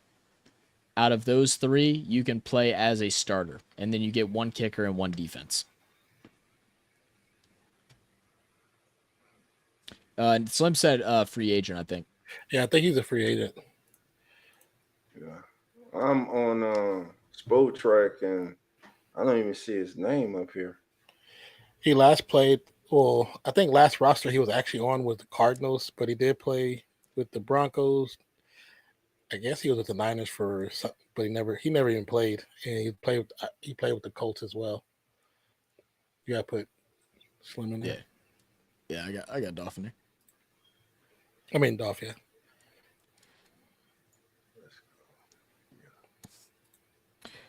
Do the flex. Let's see. I saw that in the draft sim or practice drafts. No clue what it means though. Yeah, that's what it means. It's just a extra player, either wide receiver, running back, or tight end. Do the flex picks count towards your fantasy score? Yes. So whoever's in your starting lineup counts towards your fantasy score. So you have 1 quarterback, 2 running backs, 2 wide receivers, 1 tight end, 1 kicker, 1 defense, and then you have 1 flex. That flex player can either be running back, wide receiver, or tight end of your choosing, and whatever points they score that week will be accounted for in your total score. Whoever's left on your bench does not count towards your total score. It only goes towards your starters. So you got to pick wisely. Hey, Marlon Mack, I think he's on injury reserve from what I'm saying. He's with Arizona. Yeah, they did say that was the last roster he was on. I wonder if he got injured during early preseason because he's definitely not on a depth chart. Because 2022 was what, Denver and Frisco? Yeah, Denver and Frisco. I think he went to Frisco, but immediately got traded to Denver, I think, because Frisco he has no stats.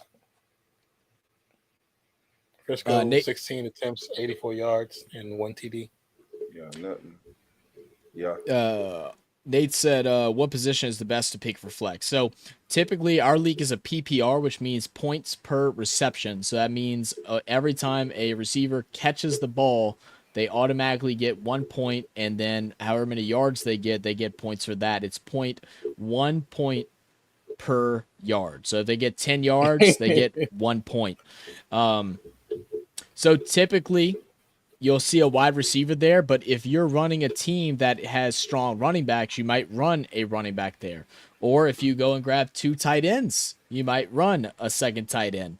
Not normally, but sometimes it happens. Whenever you go through the draft, if you did those mock drafts, you'll see most people prioritize running backs and wide receivers throughout the first 3 rounds at least.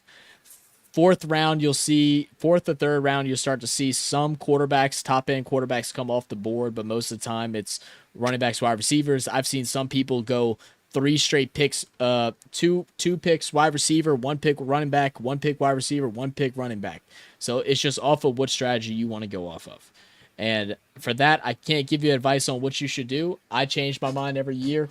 You can look up some different things. There's some really good fantasy football channels on YouTube that can give advice for things like that. And just do some research. It's not that hard. And I mean, just off the Mac question, he had 2 pretty decent years, but after that, it kind of fell off. But I think it's probably just because of usage. Could be injuries, but probably usage.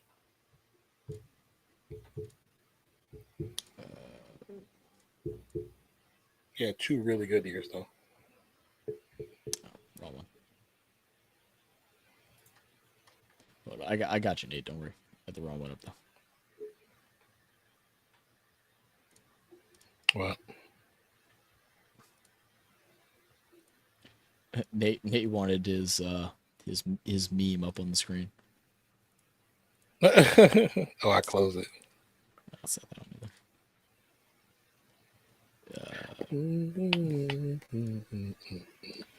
Of course, it's everyone but the one that I picked the first time. Who the champ? Let me see.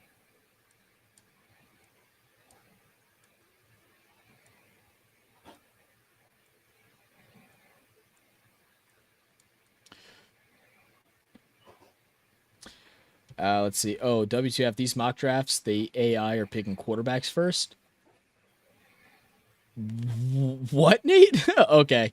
That's normally not how mock drafts go. So go and look up. Just don't do the mock draft on Sleeper if that's what they're doing. Go ahead and just search up mock draft results like on Google for 2023-2024 NFL season fantasy football PPR league, something like that, and just kind of look at those. Most of the time, your first pick is either going to be a running back or a wide receiver. It's never going to be a quarterback. Every once in a while, I remember. I actually watched that one. I never even watched a whole lot of wrestling, but I've seen that one.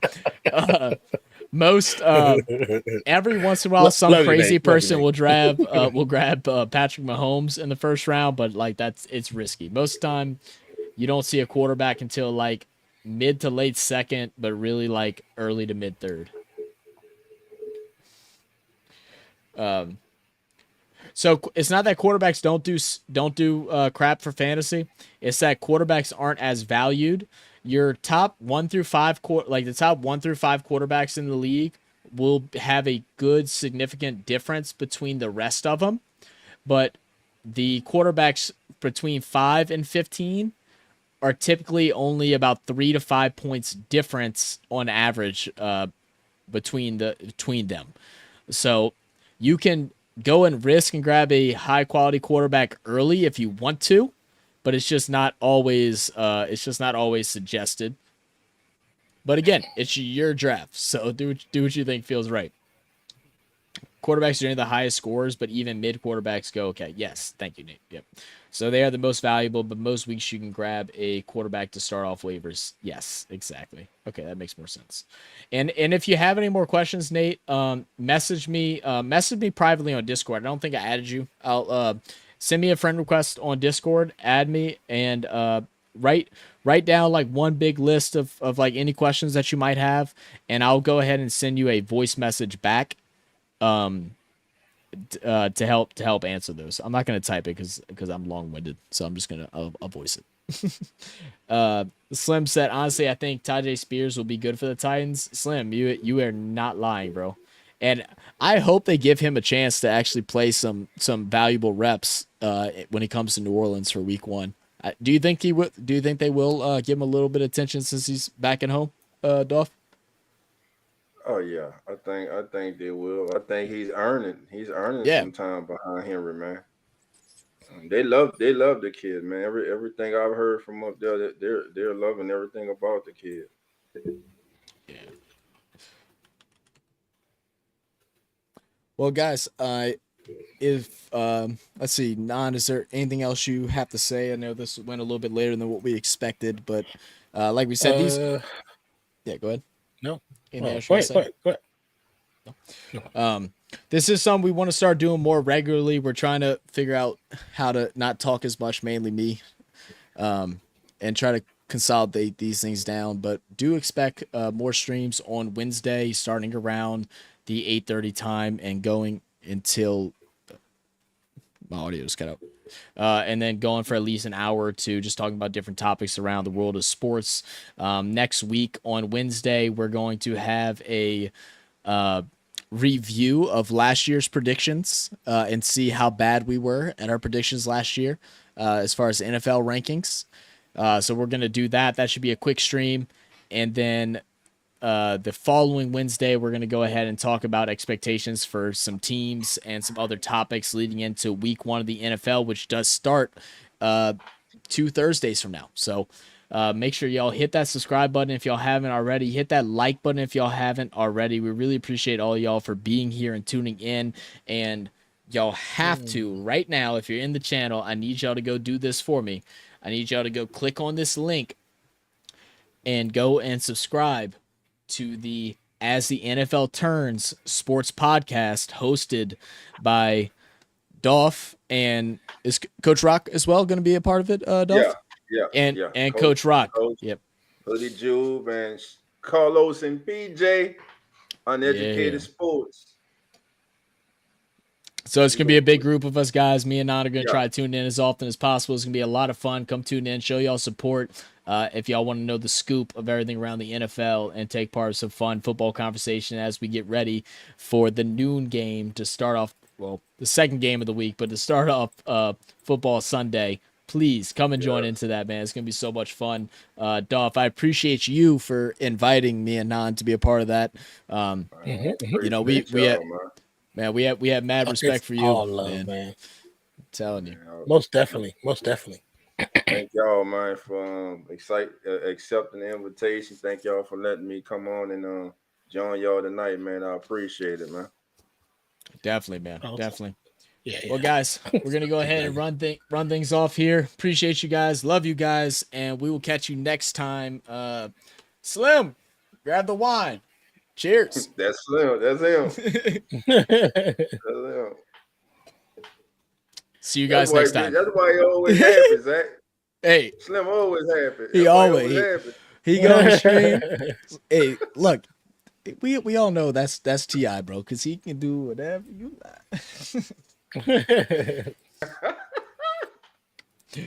All right. Peace out, you guys. Catch y'all next time. See y'all on Friday for the draft, and then we'll see y'all next Wednesday for the podcast. Y'all have a good one.